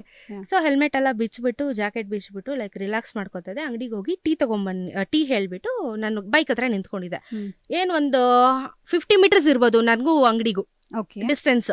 ಸೊ ನಾನು ನಿಂತಿದ್ದೀನಿ. ಇವಾಗ ನಾನು ಟೀ ಹೇಳಕ್ ಹೋದಾಗ ಅಲ್ಲಿ ಒಳಗಡೆ ಯಾರಿದ್ದಾರೆ ಅಂತ ನಾನೇನ್ ಬಗ್ ನೋಡಿಲ್ಲ ಅಲ್ವಾ. ಟೀ ಹೇಳ್ಬಿಟ್ಟು ನಾನು ಸೈಡಿಗೆ ಬಂದೆ. ಆಮೇಲೆ ನಾನು ಸೈಡಿಗೆ ಬಂದ್ಮೇಲೆ ಅಲ್ಲಿ 4 ಜನ ಗಂಡ್ ಮಕ್ಳಿದ್ದಾರೆ. ನಾನು ಇದನ್ನ ನೋಡಿರ್ಲಿಲ್ಲ. ನಾನು ಹೇಳ್ದಂಗೆ ಹೇಳ್ಬಿಟ್ಟು ಬಂದ್ಬಿಡ್ತೀವಲ್ಲ, ಒಳಗೆ ಯಾರಿದಾರೆ ನಮ್ಗೇನಾಗ್ಬೇಕು. ಸೊ ಈ 4 ಜನ ಗಂಡ್ಮಕ್ಳು ಆಚೆ ಬಂದ್ರು. ನಾನು ಏನು ಅಂತ ಕೇಳಿದೆ. ಸೊ ಇಲ್ಲಿ ಲ್ಯಾಂಗ್ವೇಜ್ ಬ್ಯಾರಿಯರ್ ಕೂಡ ಇತ್ತು ನನಗೆ. ಬೇರೆ ಸ್ಟೇಟ್, ಲ್ಯಾಂಗ್ವೇಜಸ್ ಬರೋದಿಲ್ಲ. ನಾನು ಅದನ್ನ ಹೇಳೋದಕ್ಕೆ ಇಷ್ಟಪಡಲ್ಲ, ಯಾಕಂದ್ರೆ ಅದು ಬೇರೆ ತರ ಇಂಪ್ಯಾಕ್ಟ್ ಕ್ರಿಯೇಟ್ ಆಗಿದೆ. ಸೊ ಇದೆಲ್ಲ ಸ್ಟೇಟಲ್ಲೂ ನಡೆಯುತ್ತೆ, ಇಲ್ಲ ಅಂತ ನಾನು ಹೇಳ್ತಿಲ್ಲ, ಬಟ್ ನನ್ನ ಹೆಸರು ಹೇಳಕ್ ಇಷ್ಟಪಡಲ್ಲ. ಸೊ ಬಂದು ನನಗೆ ಏನ್ ಮಾಡ್ತಾ ಇದೀಯಾ ಅಂತ ಕೇಳಿದ್ರು. ನಾನು ಸುಮ್ಮನೆ ನಿಂತಿದ್ದೀನಿ ಅಂತ. ಸೊ ನಾನು ಮೋಟೋ ವ್ಲಾಗರ್ ಆಗಿರೋದ್ರಿಂದ ಹೆಲ್ಮೆಟ್ ಮೇಲೆ ಕ್ಯಾಮ್ರಾ ಇದೆ. ಅವರು ನನಗೆ ಪ್ರಶ್ನೆ ಮಾಡಿದ್ರು, ನನ್ನನ್ನ ನೀನು ರೆಕಾರ್ಡ್ ಮಾಡ್ತಾ ಇದೀಯಾ ಅಂತ ಪ್ರಶ್ನೆ ಮಾಡಿದ್ರು. ಯಾಕಂದ್ರೆ ಮಿರರ್ ಮೇಲೆ ಹೆಲ್ಮೆಟ್ ನ ಹಾಕಿರ್ದೆ ನಾನು. ಯೂಶಲಿ ಹಂಗೆ ಹಾಕೋದು ನಾವೆಲ್ಲ ಅಭ್ಯಾಸ. ರೆಕಾರ್ಡ್ ಮಾಡ್ತಾ ಇದೀಯಾ ಅಂದ್ರು. ನಾನಂದೆ ಇಲ್ಲ, ನಾನ್ ಯಾಕೆ ನಿಮ್ಮನ್ನ ರೆಕಾರ್ಡ್ ಮಾಡ್ಲಿ, first of all camera off ಆಗಿದೆ, ನಾನ್ ರಿಲ್ಯಾಕ್ಸ್ ಮಾಡ್ಕೋತಾ ಇದ್ದೀನಿ ಅಂದ್ರೆ ನೀನ್ ರೆಕಾರ್ಡ್ ಮಾಡ್ತಾ ಇದೀಯಾ ಅಂತ ವಾದ ಮಾಡಿದ್ರು. ತುಂಬಾ ಕುಡ್ದಿದ್ರು, 4 ಜನ ಕುಡ್ದಿ like they went to some kind of drugs. So ಅದು ಸ್ಮೆಲ್ ಅಲ್ಲೇ ಗೊತ್ತಾಗುತ್ತಲ್ಲ ನಮಗೆ. ಸೊ ಅವ್ರೇನ್ ಮಾಡಿದ್ರು, ಇಲ್ಲ ಅಂತ. ಈ ಕುಡ್ದವ್ರಿಗೆ ಹೆಂಗೆ ಅಂದ್ರೆ ಎಷ್ಟು 1000 ಸತಿ ಹೇಳಿದ್ರು ಅವ್ರಿಗೆ ಹೇಳಿದ್ರು ಅರ್ಥ ಆಗಲ್ಲ. ಅವ್ರ ಮೈಂಡ್ ಒಂಥರ ಕಾನ್ಸ್ಟೆಂಟ್ ಆಗ್ಬಿಟ್ಟಿರ್ತದ. ಏನ್ ಹೇಳಿದ್ರು ಅವ್ರಿಗೆ ಅರ್ಥ ಆಗಲ್ಲ, ಕೇಳಿಸ್ಕೊಳ್ಳೋ ಪೇಷನ್ಸು ಇರೋದಿಲ್ಲ. ಆ ತರ ಸೆಟಪ್ ಅಲ್ಲಿ ಇತ್ತು ಮೈಂಡ್ ಅವ್ರದ್ದು. ಸೊ ನಾನು ಇಲ್ಲ ಅಂತ ಹೇಳಿದ್ರು. ಇಲ್ಲ, ನೀನ್ ರೆಕಾರ್ಡ್ ಮಾಡ್ತಾ ಇದೀಯಾ, ನೀನ್ ರೆಕಾರ್ಡ್ ಮಾಡ್ಬಿಟ್ಟು ಪೊಲೀಸಿಗೆ ಕೊಡ್ತೀಯಾ, ನೀನ್ ಹಂಗ್ ಮಾಡ್ತೀಯಾ ಹಿಂಗ್ ಮಾಡ್ತೀಯಾ ಅಂತ ಅಂದ್ರು. ಸ್ವಾಮಿ ನಾನು ಏನು ಮಾಡಿಲ್ಲ, ಸುಮ್ಮನೆ ಅವ್ರೇನು ತಪ್ಪು ಮಾಡಿಲ್ಲ ಅಂದ್ರೆ ನೀವ್ ರೆಕಾರ್ಡ್ ಮಾಡಿನು ಏನಾಗುತ್ತೆ, ಪೊಲೀಸ್ನವ್ರು ಕೊಟ್ರೆ ಏನಾಯ್ತು. ಅವ್ನ್ ಈಗ ಕಾಮನ್ ಆಗಿ ಯಾರೋ ಒಬ್ಬ ಬಂದ್ ಮಾತಾಡ್ಸಿದ್ರೆ ನಾನು ಮಾತಾಡ್ತೀನಿ, ಅದ್ರಲ್ಲಿ ಭಯ ಪಡೋಂತ ವಿಷಯನೇ ಇಲ್ಲ. ಫಸ್ಟ್ ಆಫ್ ಆಲ್ ನೀನ್ ತಪ್ಪು ಮಾಡಿದ್ರೆ ನಿನಗ್ ಭಯ ಇರುತ್ತೆ ಅಲ್ವಾ. ಇವ್ನ ಹಿಂಗೆ ವಾದ ಮಾಡ್ದ ನನಗೂ ಕೋಪ ಬರ್ತಾ ಇತ್ತು, ಸುಮ್ನಿದ್ದೆ. ಸಡನ್ ಆಗಿ ಏನ್ ಮಾಡಿದ್ರು, ನನಗೆ ಬಂದು ಹಿಡ್ಕೊಂಡ್ಬಿಟ್ರು. ಸೊ ಹಿಂಗೆ ಲಾಕ್ ಮಾಡ್ಬಿಟ್ರು ನನ್ನನ್ನ ಕೈ ಹಿಂದೆ. 4 ಜನ ಗಂಡ್ಮಕ್ಳು, ಸಖತ್ ಪರ್ಸನಾಲಿಟಿ ಇದ್ರು, ಮಾತ್ರ ಒಳ್ಳೆ ಪರ್ಸನಾಲಿಟಿ ಇದ್ರು. ಸೊ ಬಂದು ಹಿಂಗ್ ಹಿಡ್ಕೊಂಡ್ರು, ನೀನು ಏನೋ ಮಾಡ್ತಿದ್ಯಾ ಅಂತ. ಅವ್ರಿಗೆ ಕೇಳೋ ಪೇಷನ್ಸ್ ಇರ್ಲಿಲ್ವಲ್ಲ. ಸೊ ಬಂದ್ ಹಿಡ್ಕೊಂಡ್ರು ನನ್ನನ್ನ. ಆಮೇಲೆ ಒಬ್ಬ ನೀಟಾಗಿ ಹಿಂದೆಯಿಂದ ಸೊಂಟಕ್ಕೆ ಕೈ ಬಿಟ್ಟ. ನನಗೆ ಫುಲ್ಲು ಭಯ ಶುರುವಾಯ್ತು. ಮೂಮೆಂಟ್ ನಾನು ಅದನ್ನ ಎಕ್ಸ್ಪ್ಲೈನ್ ಮಾಡಕ್ಕಾಗಲ್ಲ, ಪ್ಯಾನಿಕ್ ಮೂಮೆಂಟ್ ಇರುತ್ತೆ. ಅಳ್ಬೇಕಾ, ಬದುಕ್ಬೇಕಾ, ಸಾಯ್ಬೇಕಾ, ಮನೆಗೆ ಹೋಗ್ಬೇಕಾ, ತುಂಬಾ ಮೈಂಡ್ ಟ್ರಿಗರ್ ಆಗ್ತಾ ಇತ್ತು. ಲೈಕ್ ಕೈಗೆ ಸಿಗುವಂತ ಐಟಮ್ಗಳೆಲ್ಲ ಗಾಡಿ ಹತ್ರ ಇದೆ, ಇವ್ರು ಕೈಯಲ್ಲಿ ಲಾಕ್ ಮಾಡಿದ್ದಾರೆ ಅಂದ್ರೆ ನಾನು ಮೂವ್ಮೆಂಟ್ ಎಲ್ಲಿಂದ ಮಾಡ್ಲಿ. ಅಷ್ಟು ಗಂಡಸರು ಹಿಡಿದಾಗ ನಾವು ಮೂವ್ಮೆಂಟ್ ಆಗೋದೇ ಕಷ್ಟ ಆಗುತ್ತೆ. ಸೊ ನಾನು ಮನೆಗೆ ಹೋಗ್ಬೇಕು, ನನ್ನ ಅಪ್ಪ ಅಮ್ಮ ಕಾಯ್ತಾ ಇದ್ದಾರೆ ಅಂತ ಹೇಳಿ ನಾನು ಆ ಮೂಮೆಂಟ್ ಅಲ್ಲಿ ಟ್ರಿಗರ್ ಮಾಡ್ಕೊಂಡು ಸರಿ ಏನೋ ಒಂದು ಮಾಡೋಣ ಅಂತ ಹೇಳಿ ನಾನು ರೈಡಿಂಗ್ ಬೂಟ್ಸ್ ಏನಿತ್ತು ಅದರಲ್ಲಿ ಒಂದು ವ್ಯಕ್ತಿಗೆ ಹಿಂದೆಗಡೆ ಹೊಡೆದೆ. ಸೆನ್ಸಿಟಿವ್ ಪಾರ್ಟಿಗೆ ಸರಿಯಾಗಿ ಹೊಡೆದೆ. ಅವನ್ ಜೋರಾಗಿ ಕಿರ್ಚ್ಕೊಂಡ. ಇಷ್ಟೊತ್ತು ಅಂಗಡಿಯವನ್ ಆಚೆ ಬರಲಿಲ್ಲ.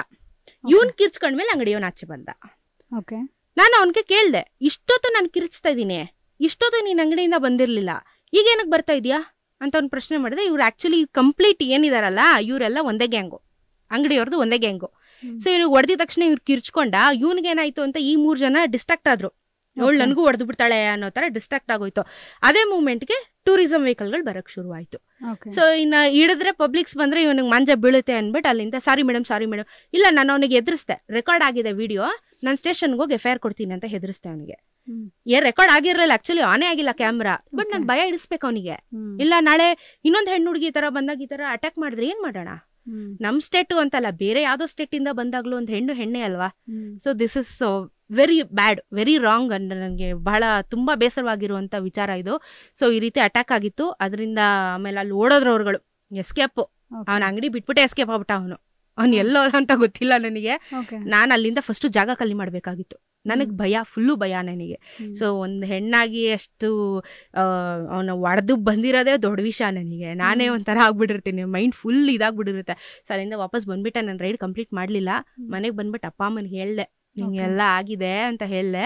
ಅವ್ರ ಒಂದೇ ಮಾತಂದ್ರು, ನೀನೇನು ಟೆನ್ಷನ್ ಮಾಡ್ಕೋಬೇಡ, ನಿನಗೇನೋ ಆಗಿಲ್ಲ ತಾನೆ, ಭಯ ಪಡೋ ಅವಶ್ಯಕತೆ ಇಲ್ಲ. ನೀನ್ ಅದನ್ನ ಧೈರ್ಯವಾಗಿ ಎದುರಿಸ್ ಬಂದಿದ್ಯಾ, ನೀನು ಸೆಕೆಂಡ್ ಥಾಟ್ ಹೋಗ್ದಿರ ಎದುರಿಸ್ ಬಂದಿದ್ಯಾ, ಅಷ್ಟಕ್ಕೆ ನೀನು ಬ್ರೇವ್ ಅನ್ಕೋ, ನೀನ್ ಖುಷಿ ಪಡು, ನೀನ್ ರಿಲ್ಯಾಕ್ಸ್ ಮಾಡು, ನೀನ್ ಟೈಮ್ ತಗೋ, ನೀನ್ ಕೂಲ್ ಡೌನ್ ಆಗು ಫಸ್ಟ್ ಅಂತ ಹೇಳಿ. ಆಮೇಲೆ ನಾನು ಆಲ್ಮೋಸ್ಟ್ 2 months ಡಿಪ್ರೆಷನ್ ಅಲ್ಲಿದೆ ಈ ವಿಚಾರವಾಗಿ. ಸರ್ಕಾರಿ ಕೆಲಸ ಬಿಟ್ಬಿಟ್ಟು ನಾನು ಯಾಕೆ ಗುರು ಈ ಫೀಲ್ಡ್ಗೆ ಬಂದೆ ಅನ್ನೋ ರಿಗ್ರೆಟ್ ಶುರುವಾಗ್ಬಿಟ್ಟಿತ್ತು ನನಗೆ. ಏನೋ ಬೆಳಗ್ಗೆಯಿಂದ ಹೋಗಿ ಕೆಲಸ ಮಾಡ್ಕೊಂಡು ಬರೋ ಚೆನ್ನಾಗಿತ್ತು, ಏನೋ ಮಾಡಕ್ ಹೋಗಿ ಏನೋ ಆಗೋಯ್ತಲ್ಲ ಅಂದ್ರೆ ಡಿಪ್ರೆಷನ್ ಅಲ್ಲಿದೆ. ಆಮೇಲೆ ನಮ್ಮ ಅಪ್ಪ ಅಮ್ಮ ತುಂಬಾ ಧೈರ್ಯ ತುಂಬಿದ್ರು. ಬಾ ಮಗಳೇ, ಇದೆಲ್ಲ ಏನು ಇದಕ್ಕೆಲ್ಲ ಎದುರ್ಕೋತೀಯಾ, ಎಷ್ಟೋ ಲಕ್ಷಾಂತರ ಹೆಣ್ಮಕ್ಳು ಇನ್ನೇನೇನೋ ಅನ್ಭವಿಸಿರ್ತಾರೆ, ನೀನ್ ಅವ್ರಿಗೆಲ್ಲ ಸ್ಫೂರ್ತಿ ಆಗು, ಧೈರ್ಯ ತುಂಬು, ನೀನು ನಿನ್ ಕತೆನ ನೀನ್ ಹೇಳು ಸಮಾಜಕ್ಕೆ, ಇನ್ನೊಬ್ಬರಿಗೆ ಸ್ಫೂರ್ತಿ ಆಗು ನೀನು ಅಂತ ಹೇಳಿ ಅವ್ರು ಏನಂದ್ರು ಒಂದೇ ಮಾತು, ಈ ಫೀಲ್ಡ್ ಹಿಡ್ದಿದ್ಯಾ, ಇದೇ ಫೀಲ್ಡ್ಗೆ ಹೋಗಿ ನೀನು ಸಕ್ಸಸ್ ಕಾಣು, ವಾಪಸ್ ಆಫೀಸ್ಗೆ ಹೋಗ್ತೀನಿ ಅಂತ ಹೇಳ್ಬೇಡ ಅಂತ ಅಂದ್ರು. ಸೊ ನನಗೆ ಅಲ್ಲಿ ಸಿಕ್ಕಾಪಟ್ಟೆ ಎನರ್ಜಿ ಸಿಕ್ತು, ಸಿಕ್ಕಾಪಟ್ಟೆ ಮೋಟಿವೇಶನ್ ಸಿಕ್ತು. ಯಾಕಂದ್ರೆ ಈ ರೀತಿ ತಂದೆ ತಾಯಿಗಳು ಎಲ್ಲಾರ್ಗು ಸಿಗೋದು ತುಂಬಾ ರೇರ್, ಟಚ್ಡ್. ಬಟ್ ನನಗಂತ ತಂದೆ ತಾಯಿ, ಒಳ್ಳೆ ತಂದೆ ತಾಯಿ ಸಿಕ್ಕಿದ್ದಾರೆ, ಸಪೋರ್ಟಿವ್ ತಂದೆ ತಾಯಿ ಸಿಕ್ಕಿದ್ದಾರೆ. ಸೊ ಅವರು ವಾಪಸ್ ನನ್ನ ಇದೇ ಫೀಲ್ಡ್ ಪುಷ್ ಮಾಡಿದ್ರು. ಪುಷ್ ಮಾಡಿ ಇವತ್ತಿಗೂ ಕೂಡ ನನ್ನ ತಂದೆ ತಾಯಿ ನನ್ನ ಬೆನ್ನೆಲುಬಾಗಿ ನಿಂತಿದ್ದಾರೆ, ಪ್ರತಿಯೊಂದಕ್ಕೂ ಸಪೋರ್ಟ್ ಮಾಡ್ತಾರೆ. ನನ್ನ ತಂದೆನೇ ರೂಟ್ ಮ್ಯಾಪ್ ಹಾಕೊಡೋದು, ನಾನು ಟ್ರಿಪ್ಗಳಿಗೆ ಹೋಗ್ಬೇಕಾದ್ರೆ ಅಮ್ಮ ಮೆಂಟಲಿ, ಫಿಸಿಕಲಿ, ಫೈನಾನ್ಷಿಯಲ್ ಎಲ್ಲ ರೀತಿ ಸಪೋರ್ಟ್ ಮಾಡ್ತಾರೆ. ಕಂಪ್ಲೀಟ್ ಫೈನಾನ್ಷಿಯಲ್ ಅವ್ರ ಮೇಲೆ ಡಿಪೆಂಡ್ ಆಗಿಲ್ಲ, ಬಟ್ ಸ್ಟಿಲ್ ಎಲ್ಲೋ ಒಂದ್ ಕಡೆ ಲಾಂಗ್ ಎಲ್ಲ ಹೋದಾಗ ಲೈಕ್ ಅವರು ನನಗೆ ಸಹಾಯ ಮಾಡ್ತಾರೆ. ಸೊ ಇದಿಷ್ಟು ಬ್ಯಾಡ್ ಇನ್ಸಿಡೆಂಟ್ಗಳು ನಡೆದಿತ್ತು. ಸೊ ಪೇರೆಂಟ್ಸ್ ಸಪೋರ್ಟಿವ್ ಆಗಿ ನಿಂತಿರ್ಬೇಕಾದ್ರೆ ನನಗೆ ಪ್ರಪಂಚದಲ್ಲಿ ಇನ್ನೇನ್ ಬೇಕು ಹೇಳಿ. ಸೊ ಇದನ್ನೆಲ್ಲ ಒಂದು ಕಷ್ಟ ದಿನಗಳನ್ನ ಅನುಭವಿಸಿರೋದ್ರಿಂದ ನನ್ನನ್ನೇ ನಾನು ಉದಾಹರಣೆ ಇಟ್ಕೊಂಡು ಈ ಸ್ಟಾಪ್ ಸೆಕ್ಷುವಲ್ ವೈಲೆನ್ಸ್ ಅವೇರ್ನೆಸ್ ಅನ್ನೋದನ್ನ ಮಾಡಬೇಕು ಅಂತ ಹೇಳಿ ನಿರ್ಧಾರ ಮಾಡಿ ನನ್ನ ಕತೆನೆ ಇಡೀ ರಾಜ್ಯಗಳಿಗೆ ಸಾರಿ, ನೇಪಾಳ ತನಕನೂ ಸಾರಿ ಸಕ್ಸಸ್ಫುಲ್ ಆಗಿ ಬಂದಿದೀವಿ. ಸೊ ಇದಿಷ್ಟು ನನ್ನ ಮೇಲೆ ನಡೆದಿದ್ದಂತ ಒಂದಷ್ಟು ವಿಚಾರಗಳು. ಸೊ ಇವಾಗ ನೀವು ಬೇರೆಯವ್ರ ಹತ್ರ ಹೋಗಿ ಅಂದ್ರೆ ಬೇರೆ ಬೇರೆ ಸ್ಟೇಟ್ಸ್ಗೆ ಹೋಗಿ ಜನರ ಜೊತೆ ಮಾತಾಡುವಾಗ ಹೇಗೆ ಈ ಜನರನ್ನ ಅಪ್ರೋಚ್ ಮಾಡ್ತೀರಾ, ಹೇಗೆ ಅವ್ರ ಜೊತೆ ಮಾತಾಡ್ತೀರಾ? ಓಕೆ, ಸೊ ನಾವು ಮಾಡಿರುವಂಥ ಕಾಸ್ ರೈಡ್ಗಳಲ್ಲಿ ನಮಗೆ ಬಹಳಷ್ಟು ರೋಟ್ರಿ ಮತ್ತೆ ಲಯನ್ಸ್ ಇಂಟರ್ನ್ಯಾಷನಲ್ ಸಮಾಜ ಸೇವೆ ಮಾಡ್ತಾ ಇರುವಂತ 2 ಕ್ಲಬ್ಗಳಿದಾವೆ ಇಂಟರ್ನ್ಯಾಷನಲ್ ಲೆವೆಲ್ಸ್ ಅಲ್ಲಿ ಇರೋರು. ಅವ್ರ ಜೊತೆ ನಾವು ಕೈ ಜೋಡಿಸಿದೀವಿ. ಲೈಕ್ ಪಾರ್ಟ್ ಆಫ್ ಲಯನ್ಸ್ ನಾನು ಕೂಡ. ಸೊ ಅವ್ರ ಹತ್ರ ನಾವು ಇದರ ಒಂದು ಪ್ರಾಜೆಕ್ಟ್ ಮಾಡ್ತಾ ಇದೀವಿ ಅಂತ ಹೇಳಿ ಅಪ್ರೋಚ್ ಇಡ್ತೇವೆ. ಯಾಕಂದ್ರೆ ಇವಾಗ ಆಲ್ ಆಫ್ ಸಡನ್ ನಾನು ಇನ್ನೊಂದು ಸ್ಟೇಟ್ಗೆ ಹೋಗ್ಬೇಕಾದ್ರೆ ನನಗೆ ಅಲ್ಲಿ ಯಾರ ಏನು ಅಂತಾನೆ ಗೊತ್ತಿರಲ್ಲ. ಫ್ರೆಂಡ್ ಸರ್ಕಲ್ ಅಲ್ಲಿ ಗೊತ್ತಿರ್ಬೋದು, ಬಟ್ ಸ್ಟಿಲ್ ಬಿಗ್ಗರ್ ಇಂಪ್ಯಾಕ್ಟ್ ಆಗ್ಬೇಕು ಅಂದ್ರೆ ಸ್ಕೂಲ್ ಕಾಲೇಜಸ್ಗೆ ಹೋಗ್ಬೇಕು. ಸೊ ಜನ ಬೇಕು ಅಲ್ಲಿಗೆ. ಸೊ ಲಯನ್ಸ್ ಥ್ರೂ ನಾವು ಕಮ್ಯುನಿಕೇಟ್ ಆಗಿರೋದ್ರಿಂದ ಪ್ರತಿಯೊಂದು ಸ್ಟೇಟ್ಗೂ ನಮ್ಗೆ ಕಮ್ಯುನಿಕೇಟ್ ಮಾಡ್ಕೊಟ್ರು. ಓಕೆ, ನೀವು ಈ ರಾಜ್ಯಕ್ಕೆ ಹೋದಾಗ ನಿಮ್ಮನ್ನ ಇಂಥವ್ರು ಭೇಟಿ ಆಗ್ತಾರೆ, ನಾಳೆ ನಿಮ್ಗೆ ಈ ಸ್ಕೂಲಲ್ಲಿ ಮೀಟಿಂಗ್ ಇದೆ, ಶೆಡ್ಯೂಲ್ ಆಗಿದೆ, ಮಕ್ಳ ಜೊತೆ ಮಾತಾಡ್ಬೇಕು ಅಂತ ಹೇಳಿ ನಮ್ಗೆ ಎಲ್ಲ ರೆಡಿ ಮಾಡಿ ಇಡ್ತಿದ್ರು. ಸೊ ನಾವು ಡೈರೆಕ್ಟ್ ಆಗಿ ಸ್ಕೂಲ್ಗೆ ಹೋಗ್ತಿದ್ವಿ, ಟಾಕ್ಸ್ಗಳನ್ನ ಕೊಡ್ತಿದ್ವಿ. ಸೊ ಬರೀ ಟಾಕ್ ಕೊಡೋದಲ್ಲ, ಆಕ್ಚುಲಿ ನಾವ್ ಎಷ್ಟೋ ಭಾಷಣಗಳನ್ನ ಮಾಡಿದಾಗ ಮಕ್ಕಳು ಬಂದು ಅವ್ರಿಗೆ ಆಗ್ತಾ ಇರೋಂಥ ಪ್ರಾಬ್ಲಮ್ನ ಸ್ಟೇಜ್ ಮೇಲೆ ಬಂದು ಹೇಳ್ಕೊತಿದ್ರು. ಸೊ ನಮಗ್ ಅದು ಇಂಪ್ಯಾಕ್ಟ್ ಕ್ರಿಯೇಟ್ ಆಗ್ತಾ ಇತ್ತು. ಓಕೆ, ನಾವ್ ಮಾಡ್ತಿರೋದು ವೇಸ್ಟ್ ಆಗ್ತಿಲ್ಲ, ನಾವ್ ಹೇಳ್ದ ಮೇಲೆ ಅವ್ರಿಗೆ ಧೈರ್ಯ ಬಂದು ಅವ್ರು ಬಂದು ಅವ್ರ ಪ್ರಾಬ್ಲಮ್ನ ಹೇಳ್ತಾ ಇದಾರೆ ಅಂತ ಹೇಳಿ ನಮ್ಗೆ ಖುಷಿ ಆಗ್ತಾ ಇತ್ತು. ಇದೆಲ್ಲಾನು ನೀವು ರೆಕಾರ್ಡ್ ಮಾಡ್ಕೋತೀರಾ? ಎಕ್ಸಾಕ್ಟ್ಲಿ, ರೆಕಾರ್ಡ್ ಆಗುತ್ತೆ, ಎಲ್ಲ ರೆಕಾರ್ಡ್ ಆಗುತ್ತೆ ಪ್ರತಿಯೊಂದು. ಓಕೆ, ಇದೆಲ್ಲ ರೆಕಾರ್ಡ್ ಆಗಿ ನೀವು ನಿಮ್ಮ ಯೂಟ್ಯೂಬ್ ಚಾನಲ್ ಬಿಡ್ತೀನಿ ಎಲ್ಲ ವಿಡಿಯೋಸ್. ಸೊ ಇವಾಗ ನೀವು ಸೋಲೋಗಿನ ಜಾಸ್ತಿ you will have your fellow riders ಅಲ್ವಾ? It depends on things actually. So ಸೋಲೋನು ಹೋಗಿದ್ದೀನಿ, ಗ್ರೂಪ್ ಅಲ್ಲೂ ಹೋಗ್ತಾ ಇರ್ತೀನಿ. ಸೊ ಇವಾಗ ನೀವು ಗ್ರೂಪ್ ಅಲ್ಲಿ ಹೋದಾಗ ಎಲ್ಲಾರು ರೆಕಾರ್ಡ್ ಮಾಡ್ತೀರಾ? ಎಲ್ರು ಅವ್ರವ್ರ ಚಾನೆಲ್ ಇದೆಯಾ ಅಥವಾ ಎಲ್ರು ಸೇರಿ ಒಂದು ಚಾನೆಲ್ಗೆ ಹಾಕ್ತೀರಾ? How is it? ಸೊ ಇಲ್ಲಿ ಅದೇನೆ ಬೈಕರ್ಸ್ ಅಂತ ಹೇಳಿದಾಗ ಕೆಲವೊಂದಷ್ಟು ಜನ ಮೋಟೋ ಬ್ಲಾಗರ್ಸ್ ಇರ್ತಾರೆ, ಇಲ್ಲ ಖಾಲಿ ಬೈಕರ್ಸ್ ಗಳು ಇರ್ತಾರೆ, ಜಸ್ಟ್ ರೈಡ್ ಮಾಡೋರು. ಮೋಟೋ ಬ್ಲಾಗರ್ಸ್ ಅಂತ ನಾವೇ ಒಂದು 4-5 ಜನ ಜೊತೆಗಿದ್ದಾಗ ಇಂಡಿವಿಜುವಲ್ ಚಾನೆಲ್ಸ್ ಅಲ್ಲಿ ಹೋಗುತ್ತೆ. ಸೊ ಈ ರೈಡ್ ಗಳಲ್ಲಿ ನನ್ ಕೋ ರೈಡರ್ ಇವಾಗ ಜಸ್ಟ್ ಬಿಗಿನರ್ ಯೂಟ್ಯೂಬ್ ಜರ್ನಿಗೆ. ಸೊ ನನ್ನ ಚಾನೆಲ್ ಅಲ್ಲೇ ಮೆಜಾರಿಟಿ ವಿಡಿಯೋಸ್ ಬರುವಂತದ್ದು. ಓಕೆ ಓಕೆ, ನೀವ್ ಇದನ್ನ ಶುರು ಮಾಡಿ 5 ವರ್ಷ ಆಯ್ತು ಅಂತ ಹೇಳಿದ್ರಿ. ಯಾಕೆ ಡಿಸೈಡ್ ಮಾಡಿದ್ರಿ ಗವರ್ಮೆಂಟ್ ಜಾಬ್ ಬಿಟ್ಟು ರೈಡರ್ ಆಗ್ಬೇಕು, ಮೋಟೋ ವ್ಲಾಗಿಂಗ್ ಮಾಡ್ಬೇಕಂತ? ಓಕೆ, ಸೊ ಆಕ್ಚುಲಿ ಇದು ನನ್ನ ತಂದೆ ತಾಯಿ ಕನ್ಸು. ಸೊ ಅವರು ಇಷ್ಟಪಟ್ಟಿರುವಂತ ದಾರಿಯಲ್ಲಿ ನಾನು ನಡೀತಾ ಇರುವಂತ ಒಂದು ವಿಚಾರ. ಎಲ್ಲಾರ ಮನೆಯಲ್ಲೂ ನಾನ್ ರೈಡರ್ ಆಗ್ತೀನಿ ಅಂದ್ರೆ ನೀನ್ ಫಸ್ಟ್ ಒಂದ್ ಕೆಲ್ಸ ಹುಡ್ಕೋ ಅಂತ ಅಂತಾರೆ. ಹೌದು. ನಿಮ್ ಮನೆಯಲ್ಲಿ ಕೆಲ್ಸ ಇದ್ರೂನು ನೀನ್ ಫಸ್ಟ್ ರೈಡರ್ ಆಗು ಅಂತ. Okay. So exactly like education ಮುಗಿದ್ಮೇಲೆ ಮನೇಲಿ ಕೆಲ್ಸಕ್ಕೆ ಹೋಗು ಅನ್ನೋದು ಕಾಮನ್ ಫ್ಯಾಕ್ಟರ್ ಎಲ್ಲಾರ್ಗು. ಸೊ ಕೆಲ್ಸಕ್ಕೆ ಹೋಗಮ್ಮ, ಜೀವನ ನೋಡ್ಕೋ, ಮದ್ವೆ ಮಾಡ್ಕೋ ಅಂತೆಲ್ಲ ಹೇಳ್ತಾರೆ. ಲೈಕ್ ಅದು ಒಂದು ಸ್ಟೇಜ್ ನಾನು ಕೂಡ ಫೇಸ್ ಮಾಡಿದೀನಿ. ಕೆಲ್ಸಕ್ಕೆ ಹೋಗಿದ್ದೆ, 2 ವರ್ಷ ಖನಿಜ ಭವನಲ್ಲಿ ಕೆಲಸ ಮಾಡಿದೆ. ಆಮೇಲೆ ನನ್ನ ತಾಯಿ ನನ್ಗೆ ಸರ್ಪ್ರೈಸ್ ಆಗಿ ಬೈಕ್ ಗಿಫ್ಟ್ ಮಾಡಿದ್ರು, ಕ್ಲಾಸಿಕ್ 350 ಗಿಫ್ಟ್ ಮಾಡಿದ್ರು. ಸೊ ಸ್ವಲ್ಪ ಬೈಕ್ ಕ್ರೇಜ್ ಅವಾಗಿಂದನೂ ಇತ್ತು ನನಗೆ. ಇವ್ರು ಕೊಟ್ಟಿದ್ದು ಅದು ಇನ್ನೂ ಸ್ವಲ್ಪ ಟ್ರಿಗರ್ ಜಾಸ್ತಿ ಹೋಯ್ತು ನನಗೆ. ಸೊ ಓಕೆ ರೈಡ್ ಮಾಡೋದಕ್ಕಿಂತ ಮುಂಚೆ ನಿಮ್ಗೆ ಬೈಕ್ ರೈಡಿಂಗ್ ಗೊತ್ತಿತ್ತಾ? ಗೊತ್ತಿತ್ತು, ಕಾಲೇಜ್ ಡೇಸ್ ಅಲ್ಲಿ ಓಡಿಸ್ತಿದ್ದೆ. ಓಕೆ. ಅದು ಇದು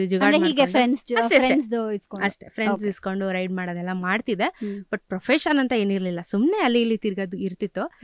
ಗಾಡಿ ಕೊಟ್ಮೇಲೆ ಸುಮ್ನೆ ರೈಡ್ ಹೋಗೋಣ, ಅದು ಇದು ಮಾಡೋಣ ಅಂತ ಹೇಳಿ ಫಸ್ಟ್ ಧರ್ಮಸ್ಥಳ ಕೊಟ್ಟೋದೆ. ಫಸ್ಟ್ ಭಗವಂತನ ಆಶೀರ್ವಾದ ಇರ್ಲಿ ಅಂತ, ಯಾಕಂದ್ರೆ ನಾನು ಓದಿದ್ದೆಲ್ಲ ಅಲ್ಲೇನೆ ಧರ್ಮಸ್ಥಳದಲ್ಲಿ, ಹಾಸ್ಟೆಲ್ ಅಲ್ಲಿದ್ದೆ. ಸೊ ಫಸ್ಟ್ ದೇವ್ರ ದರ್ಶನ ಆಗ್ಬಿಡ್ಲಿ ಅಂತ ಧರ್ಮಸ್ಥಳಕ್ಕೆ ಹೋಗಿ ಬಂದೆ. ತುಂಬಾ ಧೈರ್ಯ ಬಂದ್ಬಿಡ್ತು ನನಗೆ. ಅಯ್ಯೋ 350 ಕಿಲೋಮೀಟರ್ ಒಬ್ಳೆ ಬಂದ್ಬಿಟ್ನಾ ಅಂತ ಹೇಳಿ. ಸೊ ಅಲ್ಲಿಂದ ಏನೋ ಒಂದು ಚಾಮ್ ಶುರುವಾಯ್ತು ನನಗೆ. ಬೈಕ್ ಎಲ್ಲ ಇಷ್ಟು ಚೆನ್ನಾಗಿ ಓಡಿಸ್ತೀಯ, ಇಷ್ಟು ಧೈರ್ಯ ಇದೆ ನಿನಗೆ, ಘಾಟ್ ಸೆಕ್ಷನ್ ಅಲ್ಲೆಲ್ಲ ಓಡಿಸ್ತೀಯ. ಚಾರ್ಮುಡಿ ಘಾಟಲ್ಲಿ ಓಡಿಸೋದೆಲ್ಲ ಅಂದ್ರೆ ದೊಡ್ಡ ಟಾಸ್ಕ್ ಅವಾಗ.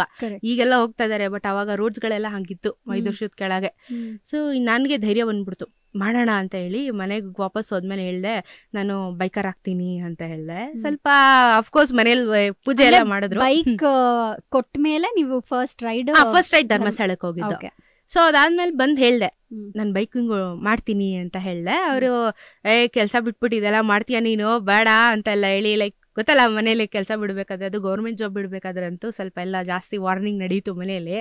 ಸ್ವಲ್ಪ ಟೈಮ್ ಕೊಟ್ರು, ಯೋಚನೆ ಮಾಡು, ಫುಲ್ ಟೈಮ್ ಕೆಲಸ ಬಿಡ್ತಾ ಇದೆಯಾ, ನಿನ್ ಫ್ಯೂಚರ್ ಏನು, ಇನ್ಕಮ್ ಏನು ಅಂತೆಲ್ಲ ಒಂದಷ್ಟು ಕ್ವಶನ್ ಮಾರ್ಕ್ಸ್ಗಳು ಬಂತು. ನೆಗೆಟಿವ್ ಸೈಡು ಮಾತಾಡಿದ್ರು ಫ್ಯಾಮಿಲಿ ಫ್ರೆಂಡ್ಸ್ ಎಲ್ಲಾರು. ಬಟ್ ನಾನು ಅದನ್ನ ಸ್ಪೋರ್ಟಿವ್ ಆಗಿ ತಗೊಂಡೆ. ಇಲ್ಲ ನಾನು ಸಾಧನೆ ಮಾಡಿ ತೋರಿಸ್ತೀನಿ, ಅವತ್ತು ನನಗೆ ಮಾತಾಡಿದವ್ರಿಗೆಲ್ಲ ಇವತ್ತೊಂದು ಉದಾಹರಣೆ ಆಗ್ತೀನಿ ಅಂತ ಹೇಳಿ. ಸೊ ಗ್ರ್ಯಾಜುವಲಿ ಒಂದು ಸ್ವಲ್ಪ 2-3 ತಿಂಗಳಾಗಿ ಕೆಲಸ ಎಲ್ಲ ಬಿಟ್ಟೆ, ವಾರ ಎಲ್ಲ ಆದ್ಮೇಲೆ. ಸೊ ಅಲ್ಲಿ ಇಲ್ಲಿ ರೈಡ್ ಮಾಡೋಕ್ಕೆಲ್ಲ ಶುರು ಮಾಡ್ಕೊಂಬಂದೆ. ಆಮೇಲೆ ನನ್ನ ತಂದೆ ತಾಯಿಗೆ ಸ್ವಲ್ಪ ಓಕೆ ಇವಳೇನೋ ಮಾಡ್ತಾ ಇದ್ದಾಳೆ, ಏನೋ ಇವಳು ಲಕ್ ಇಲ್ಲಿರ್ಬೋದು, ಅಥವಾ ಇವಳು ಅನ್ಕೊಂಡಿರೋ ಇವಳು ಹಣೆ ಬಾರ ಇಲ್ಲಿರ್ಬೋದು, ಓಕೆ ಮಾಡ್ಲಿ ಬಿಡು ಅಂತ ಹೇಳಿ. ನಮ್ಮ ಡ್ಯಾಡಿನೂ ಆಕ್ಚುಲಿ ಪ್ರೊಫೆಷನಲ್ ಡ್ರೈವರೇನೆ. ಸೊ ಅವ್ರಿಗೆ ಈ ಫೀಲ್ಡ್ ಆಲ್ಮೋಸ್ಟ್ ಮುಕ್ಕಾಲ್ ಭಾಗ ಅವ್ರಿಗೆಲ್ಲ ಗೊತ್ತು, ಈ ಫೀಲ್ಡ್ ಹೆಂಗಿರುತ್ತೆ ಏನು ಅಂತ ಹೇಳಿ. ಸೊ ನಮ್ಮ ತಂದೆ ಅಂದ್ರೆ ಆಯ್ತು ಮಗಳೇ, ನನ್ಗೆ ರೂಟ್ ಎಲ್ಲ ಅಷ್ಟು ಗೊತ್ತಿರ್ಲಿಲ್ಲ, ನಾನೇ ಮ್ಯಾಪ್ ಹಾಕೊಡ್ತೀನಿ, ನಿನ್ನ ಮೇಲಿಂದ ಹೋಗು ಅಂತ ಹೇಳಿ. ಅಲ್ಲಿಂದ ಸ್ಪಿರಿಟ್ ಶುರು ಆಗೋಯ್ತು ನನಗೆ. ಅವರು ಸರಿ ನೀನ್ ಆಫೀಸಲ್ಲಿ ಕುತ್ಕೊಂಡು ಕೆಲಸ ಮಾಡೋದಕ್ಕಿಂತ ದಿನ ಹೋಗು, ಬೈಕಲ್ಲಿ ಹೋಗು, ಜನದ ಜೊತೆ ಮಾತಾಡು, ಹೊಸ ಊಟ ತಿನ್ನು, ಹೊಸ ಕಲ್ಚರ್ ಕಲಿ ನೀನು, ಹಂಗೆ ಹಿಂಗೆ ಅಂತ ಹೇಳಿ ಮೋಟಿವೇಟ್ ಮಾಡಿದ್ರು. ಸೊ ಕೊನೆಯದಾಗ ಒಂದು ಮಾತು ಹೇಳಿದ್ರು, ನಾವಂತೂ ದೇಶ ಸುತ್ತಕ್ಕಾಗಲ್ಲ, ಯಾಕಂದ್ರೆ ವಯಸ್ಸಾಗಿದೆ, ನೀನಾದ್ರೂ ಸುತ್ತು, ನಿನ್ ಕಣ್ಣಲ್ಲಿ ನಾವ್ ಅದನ್ನ ನೋಡಿ ಆನಂದಿಸ್ತೀವಿ, ಇದು ನಮ್ಮಿಬ್ರು ಕನ್ಸು, ನನ್ಸ್ ಮಾಡು, ನೀನ್ ಜೀವ ಇರೋ ತನಕ ನೀನ್ ಏನ್ ಮಾಡ್ಬೇಕನ್ಸುತ್ತೆ ಅದನ್ನ ಮಾಡು, 100% ನಾವು ಸಪೋರ್ಟ್ ಮಾಡ್ತೀವಿ ಅಂತ ಹೇಳಿ ಒಂದ್ ಮಾತಂದ್ರು. ನಾನು ಅದನ್ನ ತುಂಬಾ ಸೀರಿಯಸ್ ಆಗಿ ತಗೊಂಡ್ಬಿಟ್ಟೆ. ಯಾಕಂದ್ರೆ ಅಪ್ಪ ಅಮ್ಮನ್ ಕನ್ಸು ನನ್ಸ್ ಮಾಡೋದು ಅಂದ್ರೆ ಅದೊಂಥರ ಬೇರೆ ಲೆವೆಲ್ ಇರುತ್ತೆ. ಈಗಂತೂ ಏನು ಇಂಜಿನಿಯರಿಂಗ್ ಆಗ್ಬೇಕು, ಡಾಕ್ಟರ್ ಆಗ್ಬೇಕು ಅಂತ ಹೇಳಿ ಕೆಲವೊಂದಷ್ಟು ಜನ ಫಿಕ್ಸ್ ಆಗ್ಬಿಟ್ಟಿರ್ತಾರೆ. ಬಟ್ ಯಾರು ಸಡನ್ ಆಗಿ ಅಪ್ಪ ಅಮ್ಮನ ಕನ್ಸು ನನ್ಸು ಮಾಡು ಅಂದಾಗ ಅದು ಇನ್ನೊಂದು ನೆಕ್ಸ್ಟ್ ಲೆವೆಲ್ ಅಲ್ಲಿ ಇರುತ್ತೆ ನಮಗೆ. ಸೊ ಯಾಕೆ ಇಷ್ಟೊಂದು ನನಗೆ ಸೌಭಾಗ್ಯ ಮನೆ ಮುಂದೆ ಓಪನ್ ಆಗಿದೆ ಅಂದ್ರೆ ಯಾಕೆ ಬಿಡ್ಬೇಕು? ಫಸ್ಟ್ ಅಪ್ಪ ಅಮ್ಮನ್ ಚೆನ್ನಾಗಿ ನೋಡ್ಕೊಳ್ಳೋದೆ ಅಲ್ವಾ ನಮ್ಮ ಮಕ್ಳ ಟಾರ್ಗೆಟ್, ಅದೇ ನಮ್ ಜವಾಬ್ದಾರಿ ಆಕ್ಚುಲ್ ಆಗಿ. ಓಕೆ ಇದೇ ಮಾಡೋಣ ಅಂತ ಹೇಳಿ ಇಲ್ಲಿಂದ ಬಂದೆ. ಬಟ್ ಇವಾಗ complete parents they're happy. Okay. So ನೀವು ಎವ್ರಿ ಟೈಮ್ ನೀವು ರೈಡ್ಗೆ ಹೋದಾಗ ಅಪ್ಪ ಅಮ್ಮಂಗೆ ಅಪ್ಡೇಟ್ಸ್ ಕೊಡೋದಿರುತ್ತಾ? ಎಕ್ಸಾಕ್ಟ್ಲಿ. ದಿನ ಹೊರಡ್ಬೇಕಾದ್ರೆ ಒಂದು ವಿಡಿಯೋ ಕಾಲ್ ಇರುತ್ತೆ, ಪಿಚ್ ಸ್ಟಾಪ್ ಹಾಕಿದಾಗ ಒಂದು ವಿಡಿಯೋ ಕಾಲ್ ಇರುತ್ತೆ, ನೈಟ್ ಮಲಗಬೇಕಾದ್ರೆ. ಸೊ ಎವ್ರಿ ಡೇ ನಾನು ಅಪ್ಡೇಟ್ ಮಾಡ್ತೀನಿ, ಯಾಕಂದ್ರೆ ಅವ್ರು ಇಲ್ಲಿ ಕೂತ್ಕೊಂಡು ಟೆನ್ಷನ್ ಆಗ್ಬಾರ್ದು ನನಗೆ, ಅವ್ರು ಕಾಮ್ ಆಗಿರ್ಬೇಕು. ಸೊ ಏನಾದ್ರೂ ಇದ್ರೆ ಮೆಸೇಜ್ ಹಾಕ್ಬಿಟ್ಟಿರ್ತೀನಿ ನೆಟ್ವರ್ಕ್ ಇಲ್ಲ ಅಂತ ಹೇಳಿದ್ರೆ. ಸೊ ಖಂಡಿತ ನನ್ಗೆ ಯಾರು ಫೋನ್ ಮಾಡಿಲ್ಲ ಅಂದ್ರೆ ಅಟ್ಲೀಸ್ಟ್ ಅಮ್ಮನಿಗೆ ಫೋನ್ ಮಾಡಿ ಹೇಳ್ತೀನಿ, ಸೊ ಅವ್ರ ಅಪ್ಪಂಗೆ ಹೇಳ್ಕೊಂತಾರೆ ಅಂತ ಹೇಳಿ ಡೈಲಿ ಕಾಲ್ ಆಗುತ್ತೆ ಅವರಿಗೆ. ಸೊ ನೀವು ಬೇರೆ ಬೇರೆ ಸ್ಟೇಟ್ಗೆ ಹೋಗ್ತೀರಾ, ಈ ತರ ಫಾರೆಸ್ಟ್ ಏರಿಯಾದಲ್ಲೆಲ್ಲ ಟ್ರಾವೆಲ್ ಮಾಡ್ತಿರ್ತೀರಾ, ಎಷ್ಟೊಂದ್ ಸತಿ ಏನಾಗತ್ತೆ ಸಿಗ್ನಲ್ ಸಿಗಲ್ಲ. ಅಂತ ಟೈಮಲ್ಲಿ ಹೇಗೆ ನೀವು ಇವಾಗ if you have to reach someone, ನಿಮ್ದು ಬೇರೆ ಏನಾದ್ರು ಪ್ಲಾನ್ ಇದೆಯಾ? ಹೇಗೆ ಅವ್ರನ್ನ ರೀಚ್ ಮಾಡ್ಬೇಕಂತ ಇನ್ನೊಂದು ನಂಬರ್ ಇಟ್ಕೊಳ್ಳೋದಾಗ್ಲಿ, ಇನ್ನೊಂದು ನೆಟ್ವರ್ಕ್ ಇರೋ ಫೋನ್ ಇರೋದಾಗ್ಲಿ, ಆ ಥರದ್ದೇನಾದ್ರೂ ಇದೆಯಾ ನಿಮ್ಮ ಹತ್ರ? ಆರ್ ಆತರ ಇಲ್ಲ, ನೆಸೆಸಿಟಿ ಬಂದಿಲ್ಲ. ಬಿಕಾಸ್ ಇವಾಗ ಆಲ್ಮೋಸ್ಟ್ ಎಲ್ಲಾ ಕಡೆನೂ ನಮ್ಗೆ ನೆಟ್ವರ್ಕ್ ಸಿಗುತ್ತೆ. ಅಂತ ಮೇಜರ್ ಅಂತ ಪ್ರಾಬ್ಲಮ್ ಆಗೋದು ನಮ್ಗೆ ನಾರ್ತ್ ಕಡೆ ಸ್ವಲ್ಪ ಪ್ರಾಬ್ಲಮ್ ಆಗ್ಬೋದು, ಸೌತ್ ಅಲ್ಲಿ ಅಂತ ಅದೇನಿಲ್ಲ. ಇಫ್ ಇನ್ ಕೇಸ್ ಆತರ ಇದ್ರೆ ಒಂದ್ ಐಡಿಯಾ ಇರುತ್ತೆ. ಲೈಕ್ ನಾಳೆ ಈ ಜಾಗಕ್ಕೆ ಹೋಗ್ತಾ ಇದೀವಿ ಅಂದ್ರೆ ಲೋಕಲ್ ಹೆಲ್ತ್ಸ್ ನ ಕೇಳಿರ್ತೀವಿ, ರೋಡ್ ಹೆಂಗಿದೆ, ನೆಟ್ವರ್ಕ್ ಹೆಂಗಿದೆ ಅಂತ ಕೇಳ್ಬಿಟ್ಟಿರ್ತೀವಿ. ನೆಟ್ವರ್ಕ್ ಇಲ್ಲ ಅಂತ ಹೇಳ್ಬಿಡ್ತಾರೆ ಅವರು. ಇಲ್ಲ ಅಂತಂದ್ರೆ ನೆಟ್ವರ್ಕ್ ಸಿಗಲ್ಲ, ನೀವು ಒಂದಷ್ಟು ಕಿಲೋಮೀಟರ್ ಫಸ್ಟ್ ಮನೇಲಿ ಹೇಳ್ಬಿಡ್ತೀವಿ ನೆಟ್ವರ್ಕ್ ಇಲ್ಲ, ಆಮೇಲೆ ಮಾಡ್ತೀನಿ ಅಂತ ಹೇಳ್ಬಿಟ್ಟಿರ್ತೀನಿ ಅಷ್ಟೇ. ನೀವು ಎಷ್ಟು ಸೋಲೋ ರೈಡ್ಸ್ ಹೋಗಿದ್ದೀರಾ ಇದುವರೆಗೂ? ಸೋಲೋ ರೈಡ್ಸು ತುಂಬ ಹೋಗಿದ್ದೀನಿ ಇನಿಷಿಯಲ್ ಸ್ಟೇಜ್ಸಲ್ಲಿ. So almost South India full cover ಮಾಡಿಬಿಟ್ಟಿದೆ ನಾನು ಸೋಲೋ ಅಲ್ಲಿ ಇದ್ದಾಗಲೇ. Okay okay. ಸೊ ಆಮೇಲೆ ನಾನೇ ಇಲ್ಲಿಂದ ಟೀಮ್ಗಳನ್ನ ಲೀಡ್ ಮಾಡಿದೆ, ಲಡಾಖ್, ಸ್ಪಿಟಿ. ಸೊ ಒಂದು 10 ಜನ ಗಂಡು ಮಕ್ಕಳು, ನಾನು ಒಬ್ಳೆ ಹೆಣ್ಣು. ಗಂಡು ಮಕ್ಕಳನ್ನೆಲ್ಲ ಇಲ್ಲಿಂದ ಲೀಡ್ ಮಾಡಿ ಕರ್ಕೊಂಡು ಹೋದೆ. ಇಲ್ಲಿಂದಾನೇ? ಹೌದು, ಇಲ್ಲಿಂದಾನೆ ಕರ್ಕೊಂಡೋಗಿ ಒಂದು 15 days trip. Okay. So full Ladakh, Spiti ಎಲ್ಲ ತೋರಿಸಿ. ಸೊ -6 ಡಿಗ್ರಿ, -18 ಡಿಗ್ರಿಯಲ್ಲಿ ಕೂಡ ರೈಡ್ ಮಾಡಿದ್ದೀನಿ, ಸ್ನೋ ಅಲ್ಲಿ ರೈಡ್ ಮಾಡಿದ್ದೀನಿ, ಬಿದ್ದಿದ್ದೀನಿ, ಎದ್ದಿದ್ದೀನಿ. ಓಕೆ. ಸೊ ಸಿಕ್ಕಾಪಟ್ಟೆ ಅಡ್ವೆಂಚರ್, ತುಂಬಾ ಅಡ್ವೆಂಚರ್. ಈಗ ನೀವು ಸ್ನೋ ಅಲ್ಲೆಲ್ಲ ರೈಡ್ ಮಾಡಿದ್ದೀನಿ ಅಂತ ಹೇಳಿದ್ರು, ಅದಕ್ಕೆ ಬೇರೆ ಟೈರ್ ಬೇಕಾ ಅಥವಾ ಹಾವು? ಬಿಕಾಸ್ ನಾರ್ಮಲ್ ಟೈರ್ ಅಲ್ಲಿ ಗ್ಯಾರಂಟಿ ಸ್ಕಿಡ್ ಆಗುತ್ತೆ. ಹೌದು. ಹೇಗ್ ಮಾಡಿದ್ರಿ? ಇದಕ್ಕೆ ಬೇಸಿಕಲಿ ಸ್ನೋ ಚೈನ್ ಅಂತ ಹೇಳಿ ಒಂದು ಆಪ್ಷನ್ ಬರುತ್ತೆ ನಮಗೆ. ಅದು ನಮಗೆ ಲೋಕಲ್ ಅಲ್ಲಿ ಸಿಗುತ್ತೆ. ಸೊ ಇವಾಗ ನಾನು ಲಡಾಖ್ ಹೋಗ್ತಾ ಇದ್ದೀನಿ ಅಂತ ಹೇಳಿದ್ರೆ, ಈಗ ಲಡಾಖ್ ಬಾರ್ಡರ್ಸ್ ಕ್ಲೋಸ್ ಆಗಿರುತ್ತೆ. ಯಾಕಂದ್ರೆ ಈಗ ನವೆಂಬರ್ ಆಗಿರೋದ್ರಿಂದ November, December, January peak hours ಸ್ನೋಫಾಲ್ಗೆ. ಈ ಟೈಮಲ್ಲಿ ಕ್ಲೋಸ್ ಮಾಡಿಬಿಟ್ಟಿರ್ತಾರೆ. ಬಟ್ ಆದ್ರೂ ಸ್ವಲ್ಪ ಜನ ಏನೋ ಮಾಡಿ ನಾನು ವಿಂಟರ್ ಅಲ್ಲೇ ಎಕ್ಸ್ಪೆಡಿಷನ್ ಮಾಡಬೇಕು ಅನ್ನೋ ಒಂದು ಚಾಲೆಂಜ್ ತಗೊಳ್ಳೋ ಅಂತ ಒಂದಷ್ಟು ಜನ ಇರ್ತಾರೆ. ಲೋಕಲ್ ಅಲ್ಲಿ ಹೋದಾಗ, ಇವಾಗ ನಾನು ಲಡಾಖ್ ಎಂಟ್ರಿ ಆದೆ, ಸ್ನೋ ಬಿದ್ದಿದೆ ಅಂತ ಹೇಳಿ ಇನ್ಫಾರ್ಮೇಶನ್ ಗೊತ್ತಿರುತ್ತೆ ನನಗೆ. ಸೊ ಅಲ್ಲಿರುವಂತ ಲೋಕಲ್ ಮೆಕ್ಯಾನಿಕ್ ಆಗಿರ್ಬೋದು, ಅವ್ರ ಹತ್ರ ಹೋಗಿ ನಾನು ಈ ತರ ಹೋಗ್ತಾ ಇದೀನಿ ಅಂತ ಹೇಳಿ ಸ್ನೋ ಚೈನ್ ಅಂತ ಹೇಳಿ ಕೊಡ್ತಾರೆ. ಸೊ ಕಂಪ್ಲೀಟ್ ನಮ್ಮ ಟೈರ್ಗೆ ಚೈನ್ ನ ಹಾಕ್ತಾರೆ. ಅದಕ್ಕೆ ಅಂತಾನೆ ಡಿಫ್ರೆಂಟ್ ಚೈನ್ ಬರುತ್ತೆ, ಟೈರ್ಗೆ ಚೈನ್ ಬರುತ್ತೆ. ಆ ಚೈನ್ ನ ಹಾಕೊಂಡೋದಾಗ ನಮ್ಗೆ ಸ್ಕಿಡ್ ಆಗೋ ಚಾನ್ಸಸ್ ಒಂದು 80% ಕಡಿಮೆ ಆಗುತ್ತೆ. 80% ಕಡಿಮೆ ಆಗುತ್ತೆ. ಸೊ ಆಮೇಲೆ ಬ್ಲಾಕ್ ಐಸ್ ಅನ್ನೋದು ಸಿಕ್ಕಾಪಟ್ಟೆ ಡೇಂಜರಸ್. ನಮ್ ದೂರದಿಂದ ಏನು ಇಲ್ಲ ಅಂತ ಕಾಣುತ್ತೆ, ಹತ್ರ ಹೋದಾಗ ಬ್ಲಾಕ್ ಐಸ್ ಇರುತ್ತೆ. ಬ್ಲಾಕ್ ಐಸ್ ಅಲ್ಲಿ ಎಂತ ಪಂಟ್ರು ಇದ್ರು ದಬಾಕೋತಾರೆ. ಬ್ಲಾಕ್ ಐ ಅಂದ್ರೆ? ಬ್ಲಾಕ್ ಐಸ್ ಅಂದ್ರೆ full ice. Black ice. So full hard ಆಗ್ಬಿಟ್ಟಿರುತ್ತೆ, ನೈಸ್ ಆಗ್ಬಿಟ್ಟಿರುತ್ತೆ. ಸೊ ಬ್ಲಾಕ್ ಐಸ್ ಅನ್ನೋದು ಬಹಳ ಡೇಂಜರ್ ಆಗಿರುತ್ತೆ. ಸೊ ನೋಡ್ಕೊಂಡು ಪ್ರಿಡಿಕ್ಟ್ ಮಾಡ್ಕೊಂಡು ಹೋಗ್ಬೇಕು. ಕೆಲವೊಂದ್ಸತಿ 6 feet 7 feet ಎಲ್ಲ ಸ್ನೋಗಳು ನಿಂತಿರುತ್ತೆ, ರೈಡ್ ಮಾಡೋದಕ್ಕೆ ಆಗೋದಿಲ್ಲ. ಸೊ ತುಂಬಾ ಪ್ರಿಕಾಷನ್ಸ್ ತಗೊಂಡು ಹೋಗ್ಬೇಕು. But good experience. ನಾನು ಅಂತ ಎಕ್ಸ್ಟ್ರೀಮ್ ಆಗೇನು ರೈಡ್ ಮಾಡ್ಲಿಲ್ಲ. ಬಟ್ ಒಂದ್ ಲೆವೆಲ್, ಸರ್ಟನ್ ಲೆವೆಲ್ ಅನ್ನೋದು ಇರುತ್ತೆ. ಯಾಕಂದ್ರೆ ನಮ್ ಬಾಡಿ, ಗಾಡಿ ಎಲ್ಲ ಸಪೋರ್ಟ್ ಮಾಡ್ಬೇಕು. ಸೊ ಸಿಕ್ಕಾಪಟ್ಟೆ ಚಳಿ ಇರುತ್ತೆ, ಮುಖದ ಮೇಲೆ ಸ್ನೋ ಹೊಡಿತಾ ಇರುತ್ತೆ. ನಾರ್ಮಲ್ ಮಳೆ ಹನಿಗಿಂತ ಸ್ನೋದು ಹೊಡ್ತಾ ಇದೆಯಲ್ಲ, ಸಿಕ್ಕಾಪಟ್ಟೆ ಹಾರಿಬಲ್ ಆಗಿರುತ್ತೆ, ಸಖತ್ತಾಗಿ ಹೊಡಿಯುತ್ತೆ. ಚಳಿ ತಡೆಯಕ್ ಆಗ್ತಾ ಇರಲ್ಲ, ಬ್ರೀತ್ ಮಾಡಕ್ ಆಗ್ತಾ ಇರಲ್ಲ, ಹೆಲ್ಮೆಟ್ ಎಲ್ಲ ಸ್ನೋ, ದಾರಿ ಕಾಣಲ್ಲ, ರೋಡ್ಸ್ ಗಳು ಹಾರಿಬಲ್ ಆಗಿರುತ್ತೆ. ಸೊ ಇದರ ಒಂದಷ್ಟು ಎಕ್ಸ್ಪೀರಿಯನ್ಸ್ ಸ್ನೋ ಅಲ್ಲಿ ಮಾಡಿದೀನಿ. But wonderful experience. ಸೊ ಈಗ ಯಾರೋ ಒಬ್ರು ರೈಡ್ ಹೋಗ್ಬೇಕು ಅಂದ್ರೆ what are the 10 things that they should carry? Okay. So basic ಆಗಿ ನಾವು ವಿತೌಟ್ ಗಿಯರ್ಸ್ ನಮ್ಮ ಒಂದು ಬೈಕಿಂಗ್ ಫೀಲ್ಡ್ಗೆ ನಾವು ಎನ್ಕರೇಜೇ ಮಾಡಲ್ಲ, ಸಪೋರ್ಟೇ ಮಾಡಲ್ಲ. So mandatory full face helmet, jacket, gloves, pants, knee guards, boots compulsory ಆಗಿ ನಾವು ಹೇಳ್ತೀವಿ. ಸೊ ಫಸ್ಟ್ ಯೂನಿಫಾರ್ಮ್ ತರ ನಮಗೆ. ಅದಾದ್ಮೇಲೆ tool kit. Okay. So very important tool kit ಅಲ್ಲಿ ಪಂಚರ್ ಕಿಟ್ ಕೂಡ ಇನ್ಕ್ಲೂಡ್ ಆಗಿರುತ್ತೆ. ಆಮೇಲೆ 3ನೇ ವಿಷಯ, ಸಿಕ್ಕಾಪಟ್ಟೆ ನೀರು ಕುಡೀರಿ. Hydration bag compulsory. ಯಾಕಂದ್ರೆ ವಾಟರ್ ಬಾಟಲ್ ತಗೊಂಡು ಪ್ಲಾಸ್ಟಿಕ್ ಮಾಡೋದಕ್ಕಿಂತ ಹೈಡ್ರೇಷನ್ ಬ್ಯಾಗ್ ಅಂತ ಬರುತ್ತೆ, ಕೆಲವು ರೈಡರ್ಸ್ ಗೊತ್ತಿರುತ್ತೆ. ಹೈಡ್ರೇಷನ್ ಬ್ಯಾಗ್ ನ ಯೂಸ್ ಮಾಡ್ಕೊಳ್ಳೋದು ತುಂಬಾ ಉತ್ತಮ. ನೆಕ್ಸ್ಟ್, ಒಂದು ಪ್ಲೇಸ್ ಹೋಗ್ತಾ ಇದ್ದೀನಿ ಅಂತ ಹೇಳಿದ್ರೆ ಅದ್ರ ಬಗ್ಗೆ ಸ್ವಲ್ಪ ಸ್ಟಡಿ ಮಾಡ್ಕೊಳ್ಳಿ. ಏನು ಸ್ಟಡಿ ಮಾಡಿದಿರೆ, ರೋಡ್ಸ್ ನ ಸ್ಟಡಿ ಮಾಡಿದಿರೆ ಹೋಗ್ಬೇಡಿ. ಸೊ ದಯವಿಟ್ಟು ಸ್ಟಡಿ ಮಾಡ್ಕೊಳ್ಳಿ. 4ನೇ ವಿಷಯ. 5ನೇ ವಿಷಯ, ಕ್ಲೈಮೇಟ್ಗೆ ಅಡ್ಜಸ್ಟ್ ಆಗೋದನ್ನ ಕಲ್ತ್ಕೊಳ್ಳಿ. ಡ್ರಾಸ್ಟಿಕ್ ಆಗಿ ಚೇಂಜ್ ಆಗುತ್ತೆ. ನಾವು 45 ರೈಡ್ ಮಾಡ್ತಾ ಇದೀವಿ, ಮೇಲೆ ಹೋಗ್ತಾ ಹೋಗ್ತಾ ಮೈನಸ್ ಆಗೋಗಿದೆ. ಸೊ ಸಿಕ್ಕಾಪಟ್ಟೆ ಕ್ಲೈಮೇಟ್ ಅಲ್ಲಿ ಚೇಂಜಸ್ ಇರುತ್ತೆ. ಬಾಡಿನ ಎಷ್ಟಾಗುತ್ತಷ್ಟು ಕಂಟ್ರೋಲ್ ಮಾಡ್ಕೊಂಡು ಕೆಪಾಸಿಟಿ ಇಟ್ಕೋಬೇಕು. 6ನೇದು ಊಟದ ವಿಷಯ. ಊಟ ತುಂಬಾ ತಿನ್ನಕ್ ಹೋಗ್ಬಾರ್ದು, ಯಾಕಂದ್ರೆ ನಿದ್ದೆ ಬರುತ್ತೆ. ಫ್ಲೂಯಿಡ್ಸ್ ಅಲ್ಲಿ ನಾವ್ ಎಷ್ಟು ಇರ್ತೀವಿ ಅಷ್ಟು ಒಳ್ಳೇದು. ಹಾಗೇನೆ ತುಂಬಾ ಏನು ಲೋಕಲ್ ಅಲ್ಲೆಲ್ಲ ಫುಡ್ ತಿನ್ನಕ್ ಹೋಗ್ಬಾರ್ದು, ಸ್ಟಮಕ್ ಅಪ್ಸೆಟ್ ಇಮಿಡಿಯೇಟ್ ಆಗುತ್ತೆ. ರೈಡಿಂಗ್ ಅಲ್ಲಿ ತುಂಬಾ ಪ್ರಾಬ್ಲಮ್ ಆಗುತ್ತೆ. ಸೊ 7ನೇ ವಿಷಯ, ಹೆಣ್ಮಕ್ಳಿಗೆ ವಾಶ್ರೂಮ್ ಯೂಸ್ ಮಾಡ್ಬೇಕಂದ್ರೆ ದಯವಿಟ್ಟು ಮುಜುಗರ ಇಲ್ದರೆ ಪೆಟ್ರೋಲ್ ಬಂಕ್ ಯೂಸ್ ಮಾಡ್ಕೊಳ್ಳಿ. ಫಿಮೇಲ್ ಬೈಕರ್ಸ್ ಯಾರ್ಯಾರು ಹೋಗ್ತಾ ಇದ್ದೀರಾ, ಸೊ ಪೀರಿಯಡ್ಸ್ ಆಗಿರ್ಬೋದು ಅಥವಾ ನಿಮ್ ನಾರ್ಮಲ್ ಏನಾದ್ರು ವಾಶ್ರೂಮ್ ಯೂಸ್ ಮಾಡ್ಬೇಕಂದ್ರೆ petrol bunk is the safest. So ಅದೊಂದು ನೋಡ್ಕೊಳ್ಳಿ. ಆಮೇಲೆ 8ನೇ ವಿಷಯ, ಆದಷ್ಟು ಇಂಟರ್ಕಾಮ್ಗಳನ್ನ ಯೂಸ್ ಮಾಡಿ. ಬ್ಲೂಟೂತ್ ಅಂತ ಹೇಳಿ ಕರಿತೀವಿ, ಇಂಟರ್ಕಾಮ್ ಅಂತ ಬರುತ್ತೆ. ಹೆಲ್ಮೆಟ್ ಅಲ್ಲಿ ನಾವು ಹಾಕೊಂಡಿರ್ತೀವಿ ಅದನ್ನ. ಸೊ 1-to-1 ಕಮ್ಯುನಿಕೇಶನ್ ಮಾಡಕ್ ಈಸಿ ಆಗುತ್ತೆ ಬೇರೆ ರೈಡರ್ಸ್ ಜೊತೆಗೆ. ಮುಂದೆ ಯಾರಾದ್ರೂ ರಾಂಗ್ ವೇಲ್ ಬರ್ತಾ ಇದಾರೆ, ಇಲ್ಲ ಸಿಗ್ನಲ್ ಇದೆ, ಹಂಪ್ ಇದೆ, ಹಳ್ಳ ಇದೆ ಅಂತ ಕ್ವಶನ್ಸ್ ಕೊಡ್ಬೋದು. ಸೊ ಈ ತರ ಬಹಳ ಹೆಲ್ಪ್ ಆಗುತ್ತದೆ ಆಕ್ಚುಲ್ ಆಗಿ. ಯಾಕಂದ್ರೆ ಎವ್ರಿ ಟೈಮ್ ಮೊಬೈಲ್ ಕಾಲ್ಸ್ ಬಂದಾಗೂ ಪಿಕ್ ಮಾಡಕ್ ಆಗಲ್ಲ. ಬ್ಲೂಟೂತ್ ಇಂಟರ್ಕಾಮ್ ಇದ್ರೆ ಆಲ್ಮೋಸ್ಟ್ ನಮ್ಗೆ 7-8 hours ತನಕ ಬ್ಯಾಟ್ರಿ ಬರುತ್ತೆ. ಸೊ ಎಲ್ಲಾ ಸೇಫರ್ ಸೈಡ್ ಇರುತ್ತೆ ನಮಗೆ ಇಂಟರ್ಕಾಮ್. ಎಷ್ಟು ಡಿಸ್ಟೆನ್ಸ್ ಅಲ್ಲಿ ಇರಬೇಕದು? 1 ಕಿಲೋಮೀಟರ್. ಬ್ರಾಂಡ್ಸ್ ಮೇಲೆ ಡಿಪೆಂಡ್ ಆಗುತ್ತೆ. ಕೆಲವು 20 ರೈಡರ್ಸ್ ನ ಕನೆಕ್ಟ್ ಮಾಡಬಹುದು, ಕೆಲವರು 2 ರೈಡರ್ಸ್ ನ ಕನೆಕ್ಟ್ ಮಾಡಬಹುದು, depending on the brands. So intercom must. ಜೊತೆಗೆ ಇನ್ನ ಎಲ್ಲ ಓವರ್ ಆಲ್ ಬೈಕಿಂಗ್ ಅಂತ ಬಂದಾಗ ಫಸ್ಟ್ ಮೆಕ್ಯಾನಿಕ್ ಜುಗಾಡ್ ಮಾಡೋದ್ ಕಲ್ತ್ಕೊಡ್ರಿ ಬೈಕ್ ನ. ಬೇಸಿಕ್ ಎಥಿಕ್ಸ್ ಬೇಕು. ಬೈಕ್ ಏನಾದ್ರೂ ಪ್ರಾಬ್ಲಮ್ ಕೊಟ್ರೆ ಟೂಲ್ ಕಿಟ್ ಇರುತ್ತೆ, ಬಟ್ ಅದನ್ನ ಜುಗಾಡ್ ಮಾಡೋದ್ ಕಲ್ತ್ಕೋಬೇಕು. ಕೆಲವು ವೈರಿಂಗ್ ಲೂಸ್ ಆಗಿರುತ್ತೆ, ಇಲ್ಲ ಫ್ಯೂಸ್ ಗಳು ಬಂದ್ಬಿಡಿರುತ್ತೆ, ಏನು ಅಂತ ಸ್ವಲ್ಪ ಮ್ಯಾನರ್ಸ್ ಇರ್ಬೇಕಷ್ಟೇ. ಸೊ ಒಂದಷ್ಟು ಇದ್ದು, ಜೊತೆಗೆ ಚೈನ್ ಲೂಬ್ ಎಲ್ಲ ಅಫ್ಕೋರ್ಸ್ ಕ್ಯಾರಿ ಮಾಡ್ತಾರೆ. So every 500 kilometres chain cleaning, chain lube ಮಾಡ್ಕೊಂಡ್ರೆ ಗಾಡಿ ಹೆಲ್ದಿ ಆಗಿರುತ್ತೆ. ಸೊ ಇದಿಷ್ಟು ಟಿಪ್ಸ್. ಪೆಟ್ರೋಲ್ ಕೂಡ ಅಷ್ಟೇ ಫುಲ್ ಟ್ಯಾಂಕ್ ಹಾಕ್ಸಕ್ ಹೋಗ್ಬಾರ್ದು. ಯಾಕಂದ್ರೆ ಏರ್ ಲಾಕ್ ಆದ್ರೆ ಲೀಕ್ ಆಗೋ ಚಾನ್ಸಸ್ ಇರುತ್ತೆ, ಇಲ್ಲ ಅಂದ್ರೆ ಗಾಡಿ ಸ್ಟಾರ್ಟ್ ಆಗದೆ ಇರೋ ಚಾನ್ಸಸ್ ಇರುತ್ತೆ. ಸೊ ನೋಡ್ಕೊಂಡು ಪೆಟ್ರೋಲ್ ಹಾಕಿಸ್ಬೇಕು. ಸೊ ಇದೊಂದಷ್ಟು ಬೇಸಿಕ್ ಥಿಂಗ್ಸ್ ಇರುತ್ತೆ ರೈಡಿಂಗ್ ಅಲ್ಲಿ. ಸೊ ಇದಿಷ್ಟು ಟಿಪ್ಸ್. ಸೊ ನೀವ್ ಹೇಳಿದ್ರಿ ಯೂಟ್ಯೂಬರ್, ಸೊ ಅದ್ರಲ್ಲಿ ಇನ್ಕಮ್ ಬರುತ್ತೆ, and apart from that promotion ಅಲ್ಲಿ ಕೂಡ ಇನ್ಕಮ್ ಬರುತ್ತೆ ಅಂತ.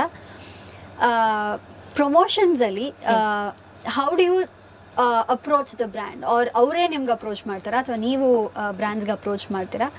How does that work? Okay, so ಕೆಲವೊಂದು ರೈಡ್ಸ್ ಗಳಿಗೆ ನಾವು ಹೋದಾಗ ನಾವು ಕೆಲವೊಂದು ಬ್ರಾಂಡ್ಸ್ ಗೆ ನಾವು ಅಪ್ರೋಚ್ ಮಾಡ್ತೀವಿ. ನಮ್ಗೆ ಸ್ವಲ್ಪ ಸ್ಪಾನ್ಸರ್ಸ್ ಬೇಕಾಗಿರುತ್ತೆ. ಗೇರ್ಸ್ ಆಗಿರ್ಬೋದು, ಟೈರ್ಸ್ ಗಳಾಗಿರ್ಬೋದು, ಅಥವಾ ನಾನು ಇಂಟರ್ಕಾಮ್ ಅಂತ ಏನ್ ಹೇಳಿದೆ, ಕೆಲವೊಂದು ವಿಚಾರಗಳು ನಮಗೂ ಬೇಕಾಗುತ್ತೆ. ಸೊ ನಾವು ಕೆಲವೊಂದು ಬ್ರಾಂಡ್ ಗೆ ನಾವು ಅಪ್ರೋಚ್ ಮಾಡ್ತೀವಿ. ಲೈಕ್ ನಮ್ಗೆ ಏನಾದ್ರು ಮೆಟೀರಿಯಲ್ ಕೊಡಿ, ಲೈಕ್ ನಿಮಗೆ ನಾವೇನ್ ವಿಡಿಯೋಸ್ ಬೇಕು ಅಥವಾ ಏನ್ ಕಂಟೆಂಟ್ ಬೇಕು ನಾವು ಅದನ್ನ ನಿಮಗೆ ಕೊಡ್ತೀವಿ ಅಂತ. ಸೊ ಇದು ಒಂದ್ ಪಾರ್ಟ್ ಆದ್ರೆ, ಇನ್ನೊಂದ್ ಪಾರ್ಟ್ ಅಲ್ಲಿ ನಮ್ಗೆ ಕೆಲವೊಂದು ಬ್ರಾಂಡ್ಸ್ ಅವರೇ ಬರ್ತಾರೆ. ಓಕೆ, ನೀವು ಬೈಕರ್, ಓಕೆ ನಮ್ದು ಇನ್ನೊಂದು ಬೈಕ್ ಯಾವ್ದೋ ಹೊಸದಾಗಿ ಲಾಂಚ್ ಆಗ್ತದೆ, ಬಂದು ರಿವ್ಯೂ ಮಾಡಿ ಅಂತ ಹೇಳಿ ಒಂದಷ್ಟು ಬ್ರ್ಯಾಂಡ್ಗಳು ಕರೀತವೆ. ನಾನು ಎಕ್ಸ್ಕ್ಲೂಸಿವ್ ರಾಯಲ್ ಎನ್ಫೀಲ್ಡ್ ಇನ್ಫ್ಲೂಯೆನ್ಸರ್ ಆಗಿದ್ದೀನಿ. ಸೊ ಹೊಸದಾಗಿ ಏನೇ ಬಂದ್ರು ನಮ್ಮ ಕೈಯಲ್ಲಿ ಇರುತ್ತೆ. ಸೊ ಆತರ ಒಂದಷ್ಟು ಬ್ರ್ಯಾಂಡ್ಗಳು ನಮ್ಮನ್ನ ಗುರ್ತಿಡ್ದಿದೆ, ಲಿಸ್ಟ್ ಅಲ್ಲಿ ಇರ್ತೀವಿ. ಸೊ ಕರೀತಾರೆ, ಏನ್ ಬೇಕೋ ಪ್ರಮೋಷನ್ ವಿಡಿಯೋಸ್ ಗಳನ್ನ ಮಾಡ್ತೀವಿ. ಅಪಾರ್ಟ್ ಫ್ರಮ್ ಬೈಕಿಂಗ್ ಅಂತ ಹೇಳಿದ್ರೆ ಈ ಸ್ಟಿಕರಿಂಗ್ ವರ್ಕ್ ಗಳಾಗಿರ್ಬೋದು, ಅಥವಾ PPF ಅಂತ ಏನ್ ಕರಿತೀವಿ, ಫುಲ್ ಲ್ಯಾಮಿನೇಷನ್ ಮಾಡುವಂತದ್ದು, ಈ ತರ ಒಂದ್ ಸಣ್ಣ ಪುಟ್ಟ ವಿಚಾರಗಳು ನಮ್ಗೆ ಬರ್ತಾ ಇರುತ್ತೆ ಪ್ರಮೋಷನ್ ಅಂತ ಹೇಳಿ. ಸೊ ಇದರಿಂದ ಸ್ವಲ್ಪ ಬ್ಯಾಲೆನ್ಸ್ ಮಾಡ್ತಾ ಇರ್ತೀವಿ ಫೈನಾನ್ಷಿಯಲ್ ಸ್ಟೇಟಸ್ ನ. ಸೊ ನೀವೀಗ ರೈಡ್ ಅಂತ ಹೋದ್ರೆ ಎಷ್ಟೊಂದ್ ದಿನ ಹೋಗ್ಬೇಕಾಗತ್ತೆ at a time, at a stretch. ನೀವ್ ಹೇಳಿದ್ರಿ ಈಗಿನ ನೇಪಾಳ್ಗೆ ಹೋಗಿ ಬಂದ್ರಿ ಅಂತ ಎಲ್ಲ. that was about 28 days? Yes, 28 days. So ಅಷ್ಟು ದಿನ ಹೊರಗಡೆ ಊಟನೇ ತಿಂದು how do you survive? Actually ತುಂಬಾ ಕಷ್ಟ. ಯಾಕೆ ಅಂದ್ರೆ ನಾವು ಸೌತ್ ಇಂಡಿಯನ್ಸ್ ಗೆ ಅನ್ನ ಸಾಂಬಾರ್ ತುಂಬಾ ಇಂಪಾರ್ಟೆಂಟ್. ಕರೆಕ್ಟ್. ಅನ್ನ ಏನಿಲ್ಲದ್ರು ಅನ್ನ ಮೊಸರು ಕೊಟ್ಬಿಟ್ರೆ ಸಾಕು. ಅಟ್ಲೀಸ್ಟ್ ಅನ್ನ ಬಿಡಿ, ಅಟ್ಲೀಸ್ಟ್ ಒಂದ್ 2 ಇಡ್ಲಿ ಸಿಕ್ಬಿಟ್ರು ಸಾಕು. ಸೀರಿಯಸ್ಲಿ, ಯಾವ ಲೆವೆಲ್ಗೆ ಅಂದ್ರೆ ಕರ್ನಾಟಕ ಬಿಡ್ತಾ ಇದ್ದಂಗೆ ನಮಗ್ ಶುರು ಊಟನೇ ಸಿಗಲ್ಲ. ಅದ್ರಲ್ಲೂ ನಾನು ವೆಜಿಟೇರಿಯನ್, ಇದಿದು ಕಷ್ಟ ನನಗೆ. ದಿನಾ ಫ್ರೈಡ್ ರೈಸ್ ತಿನ್ನು, ದಿನಾ ಜೀರಾ ರೈಸ್ ತಿನ್ನು ಅಂದ್ರೆ ನನ್ ಏನ್ ಆಗ್ಬೇಡ ನನ್ ದೇಹ. ದಿನಾ ಚಪಾತಿ ರೊಟ್ಟಿ ಅಂದ್ರೆ ನಮಗ್ ಅಭ್ಯಾಸ ಇಲ್ಲ, ನಮಗ್ ಆಗ್ ಬರಲ್ಲ. ಆಮೇಲೆ ತಿನ್ಬಿಡ್ತೀವಿ. ನೆಕ್ಸ್ಟ್ ಡೇ ನಮ್ಗೆ ಆಕ್ಚುಲಿ ಹೊಟ್ಟೆ ಮೋಷನ್ ಪ್ರಾಬ್ಲಮ್ ಆಗಿರುತ್ತೆ. ಯಾಕಂದ್ರೆ ಅತಿಯಾದ ಫೈಬರ್ ಹೋಗ್ತಾ ಇರುತ್ತೆ. ಸೊ ಕೆಲವ್ರಿಗೆ ಅದು ಸಸ್ಟೈನ್ ಆಗಲ್ಲ ಬಾಡಿಯಲ್ಲಿ. ಸೊ ನನ್ಗೆ ಆತರ ಎಲ್ಲ ಪ್ರಾಬ್ಲಮ್ ಫೇಸ್ ಮಾಡ್ಬಿಟ್ಟಿದೀನಿ ಊಟದ ವಿಚಾರದಲ್ಲಿ. ಸೊ ನಾನು ಏನ್ ಮಾಡ್ತೀನಿ, ರೋಡಲ್ಲಿ ಎಲ್ಲಾದ್ರೂ ಎಳ್ಳಿರೋ ಜ್ಯೂಸು ಹಣ್ಣು ಏನಾದ್ರು ಮಾಡ್ತಿದ್ರೆ ಒಂದಷ್ಟು ತಗೊಂಬಿಟ್ಟು ತಿನ್ಬಿಟ್ಟು ಊಟನೇ ಸ್ಕಿಪ್ ಮಾಡ್ಬಿಡ್ತೀನಿ ಒಂದೊಂದ್ಸತಿ ನಾನು. ಸೊ ಹೋಗ್ತಾ ಹೋಗ್ತಾ ಹೋಗ್ತಾ ಮೇಲ್ಗಡೆ ಹೋಗ್ತಾ ಬರೀ ಪನ್ನೀರು. ನನಗ್ ಪನ್ನೀರ್ ಮೇಲೆ ಜಿಗುಪ್ಸೆ ಬಂದ್ಬಿಟ್ಟಿದೆ ಜೀವನ ಮೇಲೆ. ಪನ್ನೀರ್ ಯಾರಾದ್ರೂ ಪನ್ನೀರ್ ತಿಂತೀಯ ಅಂದ್ರೆ ಸವಾಸನೆ ಬೇಡ ಅಂತ ಹೇಳ್ಬಿಡ್ತೀನಿ ನಾನು ಇವಾಗ.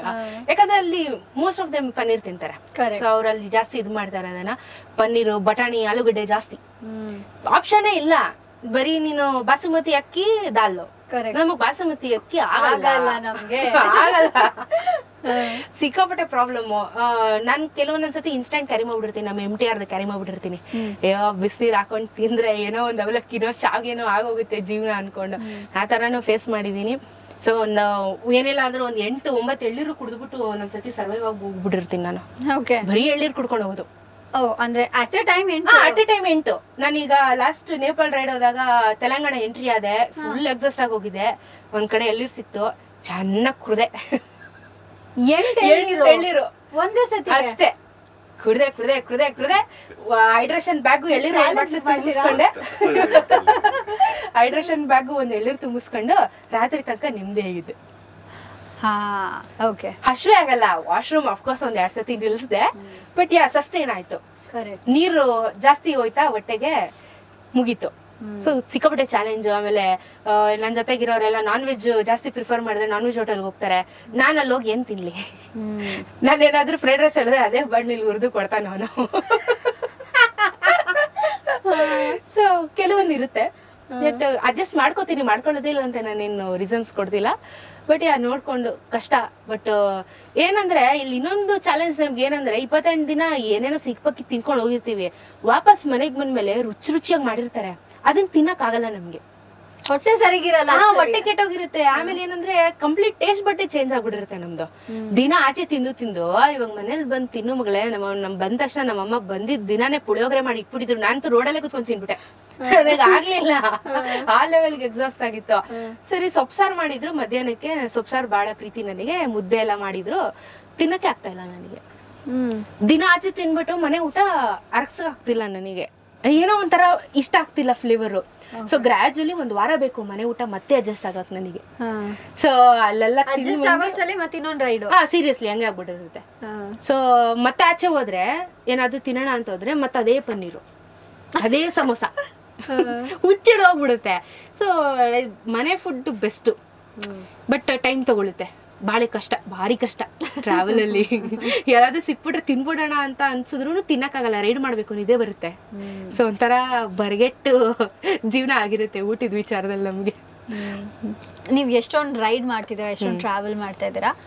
How was your childhood? ನೀವು ಚಿಕ್ಕವರಿದ್ದಾಗ್ಲೂ ಟ್ರಾವೆಲಿಂಗ್ ಇಷ್ಟ ಆಯ್ತಾ? ಅಪ್ಪ ಅಮ್ಮನ ಜೊತೆ ಹೊರಗೆ ಹೋಗ್ತಿದ್ರಾ, ಅಥವಾ ಇವಾಗ ನೀವು ಅದನ್ನ ಶುರು ಮಾಡಿರೋದಾ, ಹೇಗೆ? ಓಕೆ, ಇಲ್ಲ, ಚಿಕ್ಕ ವಯಸ್ಸಿಂದನೂ ನನ್ನ ತಂದೆ ತಾಯಿ ಆಚೆ ಕರ್ಕೊಂಡು ಹೋಗ್ತಿದ್ರು.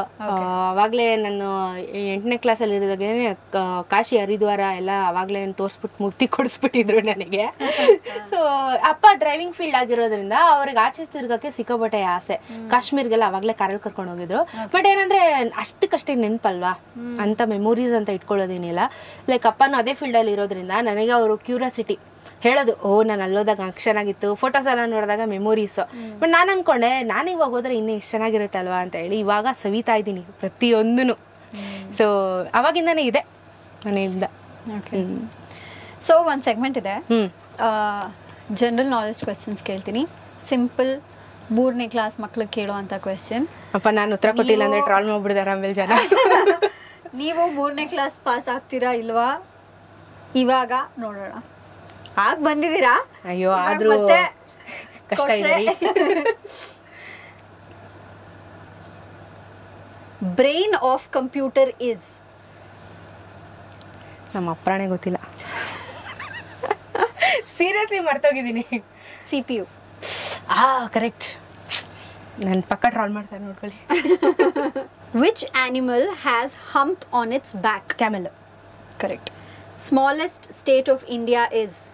Smallest state of India. ಅಯ್ಯೋ, ನೀವು ಕೇಳ್ಬಿಟ್ರೆ ಸಣ್ಣನಾಗಿ ಬ್ರೈನ್ ವರ್ಕ್ ಆಗ್ತಿಲ್ಲ. ನೀವು ಟ್ರಾವೆಲರ್, ನೀವು ಆನ್ಸರ್ ಮಾಡಬೇಕಿದೆ. ಹೌದು, ಗೊತ್ತಾಯ್ತು. ಬಟ್ ಅಸ್ಸಾಮ ಅಲ್ಲ, ಬಿಹಾರ್, ಗೊತ್ತಾಗ್ತಿಲ್ಲ. ಇಲ್ಲ, ಹಿಂಟ್ ಕೊಡ್ಲಾ? ಹಾಂ ಹೇಳಿ. ನಮ್ಮ ನೇಬರ್. ಕೇರಳ, ತಮಿಳ್ನಾಡು ಅಲ್ಲ. ಚೆನ್ನೈ ಅಲ್ಲ. Chennai is not a state. ನಮ್ಮ ಅಕ್ಕಪಕ್ಕ ಯಾರಿದ್ದಾರೆ? ಅವರೆಲ್ಲೋ ಇರೋದು. ಕೇರಳ, ಆಂಧ್ರ ಅಲ್ಲ. ಗೋವಾ. ಎಸ್, ಅಯ್ಯೋ, ಗೋವಾ ಕರೆಕ್ಟ್. ಇವಾಗ ಸದ್ಯಕ್ಕೆ ಇನ್ನೂ ಪಾಸ್ ಆಗಿಲ್ಲ. ಇನ್ನೆರಡು ಕ್ವೆಶ್ಚನ್ ಇದೆ ನೋಡೋಣ. National animal of India is? Tiger. Fastest animal on earth? Cheetah. Correct. Okay, pass ಆದ್ರಿ. ಕಂಗ್ರಾಚುಲೇಷನ್. ಟ್ರಾಲ್ ಮಾಡಬೇಡ್ರಪ್ಪ. ನಿಮ್ಮ ಅಪ್ಪ ಅಮ್ಮ ನಿಮಗೆ ತುಂಬಾ ಸಪೋರ್ಟ್ ಮಾಡ್ತಾರೆ, ದೇ ಆರ್ ವೆರಿ ಸಪೋರ್ಟಿವ್ ಅಂತ ಹೇಳಿದ್ರಿ. ಅವ್ರನ್ನ ನೀವು ಎಲ್ಲೋ ಒಂದ್ ಕಡೆ ಕರ್ಕೊಂಡು ಹೋಗ್ಬೇಕು ಅಂತ ಏನಾದರೂ ಅನ್ಕೊಂಡಿದ್ದೀರಾ? ಇದೆ, ಕರ್ಕೊಂಡು ಹೋಗ್ಬೇಕಂತ ಆಸೆ ಇದೆ. ಓಕೆ. ಕಾಶ್ಮೀರ ಕರ್ಕೊಂಡು ಹೋಗ್ಬೇಕಂತ ಆಸೆ ಇದೆ. ಅವರಿಗೆ ಸ್ನೋ ಎಕ್ಸ್ಪೀರಿಯನ್ಸ್ ಮಾಡಿಸ್ಬೇಕು ಅಂತ ನನಗೆ ಆಸೆ ಇದೆ. Okay okay. ಸೊ ನೋಡೋಣ, ಅವರು ದೊಡ್ಡ ಮನ್ಸು ಮಾಡಿ ಬರ್ಬೇಕಷ್ಟೇ. ಅವರು ಎಲ್ಲ ಸೆನ್ಸಿಟಿವ್ ಇದಾರಲ್ಲ, ಕೋಲ್ಡ್ ಸೆನ್ಸಿಟಿವ್, ಸ್ವಲ್ಪ ಕಷ್ಟ. ಬಟ್ ಅವ್ರಿಗೆಲ್ಲ ಆಟ ಆಡಿಸ್ಬೇಕಂತ ಆಸೆ ನನಗೆ. ಇನ್ನೊಂದು ಸೆಗ್ಮೆಂಟ್ ಇದೆ ನಮ್ಮ ಶೋ ಅಲ್ಲಿ. ನಿಮ್ಮ ಕಾಂಟ್ಯಾಕ್ಟ್ ಲಿಸ್ಟ್ ಅಲ್ಲಿರೋ ಮೋಸ್ಟ್ ಪಾಪ್ಯುಲರ್ ಪರ್ಸನ್ಗೆ ಕಾಲ್ ಮಾಡಿ ನಮ್ಮ ಶೋಗೆ ಇನ್ವೈಟ್ ಮಾಡಬೇಕು. ಯಾರಿಗೆ ಕಾಲ್ ಮಾಡ್ತೀರಾ? ಸೊ ಲೌಡ್ ಸ್ಪೀಕರ್ ಹಾಕ್ಬೇಕಾ? ಎಸ್. ಅವ್ರು ಎತ್ತಿದ್ರೆ ಸಂತೋಷ, ಉಲ್ಲಾಸ. ಹರ್ಷ ಅಂತ ಹೇಳಿ, ದ ಥ್ರಾಟಲರ್ ಅಂತ ಹೇಳಿ ಯೂಟ್ಯೂಬರ್, ಕನ್ನಡ ಯೂಟ್ಯೂಬರೇನೆ. ಸೊ ನಾವೆಲ್ಲ ಒಂದೇ ಟೀಮು. ಬೈಕಿಂಗ್ ರಿವ್ಯೂಸ್ ಮಾಡೋದು, ರೈಡ್ ಮಾಡೋದು ಎಲ್ಲ ಮಾಡ್ತಾ ಇರ್ತೀವಿ. ಸೊ ರೀಸೆಂಟಾಗಿ ಫ್ರೈಸ್ ಫ್ಯಾಕ್ಟ್ರಿ ಅಂತ ಹೇಳಿ ಒಂದು ಅಣ್ಣ ತಮ್ಮ ಸೇರ್ಕೊಂಡು ಒಂದು ಫ್ರೈಸ್ ಸ್ಟೋರ್ನ ಓಪನ್ ಮಾಡಿದ್ದಾರೆ. ಅಂದರೆ ಸ್ನ್ಯಾಕ್ಸ್, ಫ್ರೆಂಚ್ ಫ್ರೈಸ್ದು. ಫ್ರೈಸ್ದು. ಸೊ ಅವ್ರಿಗೆ ಕಾಲ್ ಮಾಡ್ತೀನಿ. ಓಕೆ. ಸೊ ಅವ್ನು ಪಿಕ್ ಮಾಡಿದ್ರೆ, ಹಲೋ ಹರ್ಷ, ನಾನು ರೇಡಿಯೋ ಸಿಟಿ 91.1 ಲೈವ್ ಅಲ್ಲಿ ಕಾಲ್ ಮಾಡ್ತಾ ಇದ್ದೀನಿ. ಫೇಮಸ್ ಪರ್ಸನ್ ಕಾಲ್ ಮಾಡಿ, ನಿಮ್ ಕಾಂಟ್ಯಾಕ್ಟ್ ಅಲ್ಲಿ ಇರೋರು ಅಂತ. ಸೊ ನಾನು ನಿನಗೆ ಕಾಲ್ ಮಾಡಿದ್ದೀನಿ. ಹಾಯ್ ಹರ್ಷ ಅವರೇ. ನಮಸ್ಕಾರ. ನಮಸ್ಕಾರ, ನಾನು RJ ಸ್ನೇಹ, ರೇಡಿಯೋ ಸಿಟಿಯಿಂದ. ಸೊ ಸ್ವಾತಿ ಅವರು ನನ್ನ ಶೋದ ಸಂಜೆ ಶೋಗೆ ಬಂದಿದ್ದಾರೆ. ಅವ್ರಿಗೆ ಹೇಳಿದೆ ಒಂದು ಸೆಗ್ಮೆಂಟಲ್ಲಿ ನಿಮ್ಮ ಕಾಂಟ್ಯಾಕ್ಟ್ ಲಿಸ್ಟಲ್ಲಿರೋ ಮೋಸ್ಟ್ ಪಾಪ್ಯುಲರ್ ಪರ್ಸನ್ಗೆ ಕಾಲ್ ಮಾಡಿ ಅಂತ. ಅವ್ರು ನಿಮಗೆ ಕಾಲ್ ಮಾಡಿದ್ದಾರೆ. ನನ್ನ ಕಡೆ ಮತ್ತು ಸ್ವಾತಿ ಕಡೆಯಿಂದ ನಿಮಗೆ ನನ್ನ ಶೋಗೆ ಇನ್ವೈಟ್ ಮಾಡ್ತಾ ಇದ್ದೀನಿ. ಫ್ರೀ ಆದಾಗ ನನ್ನ ಶೋಗೆ ಬರಬೇಕು. ಡೆಫಿನೆಟ್ಲಿ, ಖಂಡಿತವಾಗ್ಲೂ ಬಂದೇ ಬರ್ತೀನಿ. Awesome. All the very best. Thank you so much. Thank you. Okay, thanks ಹರ್ಷ.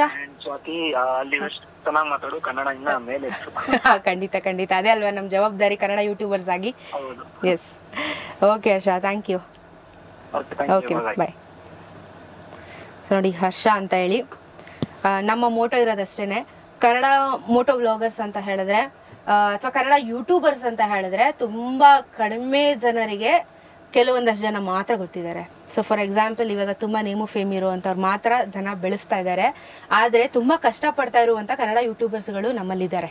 ನಾವು ತುಂಬಾ ಸ್ಟ್ರಗಲ್ ಮಾಡ್ತಾ ಇದೀವಿ. ಇಷ್ಟು ವರ್ಷದಿಂದ ಸ್ಟ್ರಗಲ್ ಮಾಡಿದ್ರು ಇನ್ನೂ ವಿಡಿಯೋ ಬೂಮ್ ಆಗಿಲ್ಲ ಅಥವಾ ಜನಕ್ಕೆ ಇನ್ನೂ ಪರಿಚಯ ಆಗಿಲ್ಲ ಅನ್ನೋ ರೇಂಜ್ ಅಲ್ಲೇ ಇದೀವಿ. ತುಂಬಾ ಹಾರ್ಡ್ ವರ್ಕಿಂಗ್ ಹ್ಯಾಂಡ್ಸ್ ಇದೀವಿ.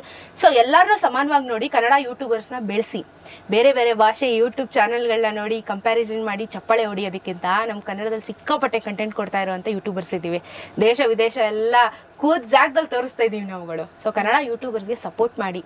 ಇದು ಮುಖಾಂತರ ಎಲ್ಲರಿಗೂ ಕೇಳ್ಕೊತಾ ಇರುವಂತದ್ದು. ನಿಮ್ಮಲ್ಲೇ ನಮ್ಮ ಒಬ್ಬ ಟಿಪಿಕಲ್ ಕನ್ನಡಿಗನೂ ಇದ್ದಾನೆ ನಿಮ್ ಚಾನಲ್ ಅಲ್ಲೇನೆ. ಸೊ ನಮ್ದೆಲ್ಲ ಒಂದೇ ಬೇಸ್ ಗ್ಯಾಂಗ್ ನಾವೆಲ್ಲರೂ. ಸೊ ಈ ತರ ಯೂಟ್ಯೂಬರ್ಸ್ ಗಳಿಗೆ ಒಂದು ಅವಕಾಶ ಕೊಟ್ಟು ಕನ್ನಡನ ಸ್ವಲ್ಪ ಎತ್ತಿಡಿಯುವಂತ ಅವಕಾಶಗಳನ್ನ ಮಾಡ್ಕೊಟ್ರೆ ಇನ್ನೂ ಬಹಳ ಚೆನ್ನಾಗಿರುತ್ತೆ. ಖಂಡಿತ. ನಿಮ್ದು ನೆಕ್ಸ್ಟ್ ಪ್ಲಾನ್ಸ್ ಏನು? ಸೊ ನೆಕ್ಸ್ಟ್ ಪ್ಲಾನ್ಸ್ ನಾನು ಆಕ್ಚುಲಿ ಸ್ವಲ್ಪ ಸಸ್ಪೆನ್ಸ್ ಆಗಿಡ್ತೀನಿ. ಯಾಕಂದ್ರೆ ಬೇರೆ ರೈಡ್ಸ್ ಎಲ್ಲ ನಾನು ಯೂಶಲಿ ಹೇಳ್ಬಿಡ್ತಿದ್ದೆ ಬೇಗ ಬೇಗ. ಬಟ್ ನೇಪಾಲ್ ರೈಡ್ ಇಂದ ಸ್ವಲ್ಪ ನಾನು ಸಸ್ಪೆನ್ಸ್ ಕ್ರಿಯೇಟ್ ಮಾಡಿ ಸಡನ್ ಆಗಿ ಬಾಂಬ್ ಹಾಕಿದೆ. ಸೊ ಇಂಪ್ಯಾಕ್ಟ್ ಜಾಸ್ತಿ ಆಯ್ತು. ಸೊ ಅದರಿಂದ ನಾನು ಮುಂದಿನ ರೈಡ್ಸ್ ಬಗ್ಗೆ ಸ್ವಲ್ಪ ಸಸ್ಪೆನ್ಸ್ ಇಡ್ತೀನಿ. ಬಟ್ ಇಲ್ಲಿಗೆ ಜರ್ನಿ ನಿಲ್ಲಲ್ಲ.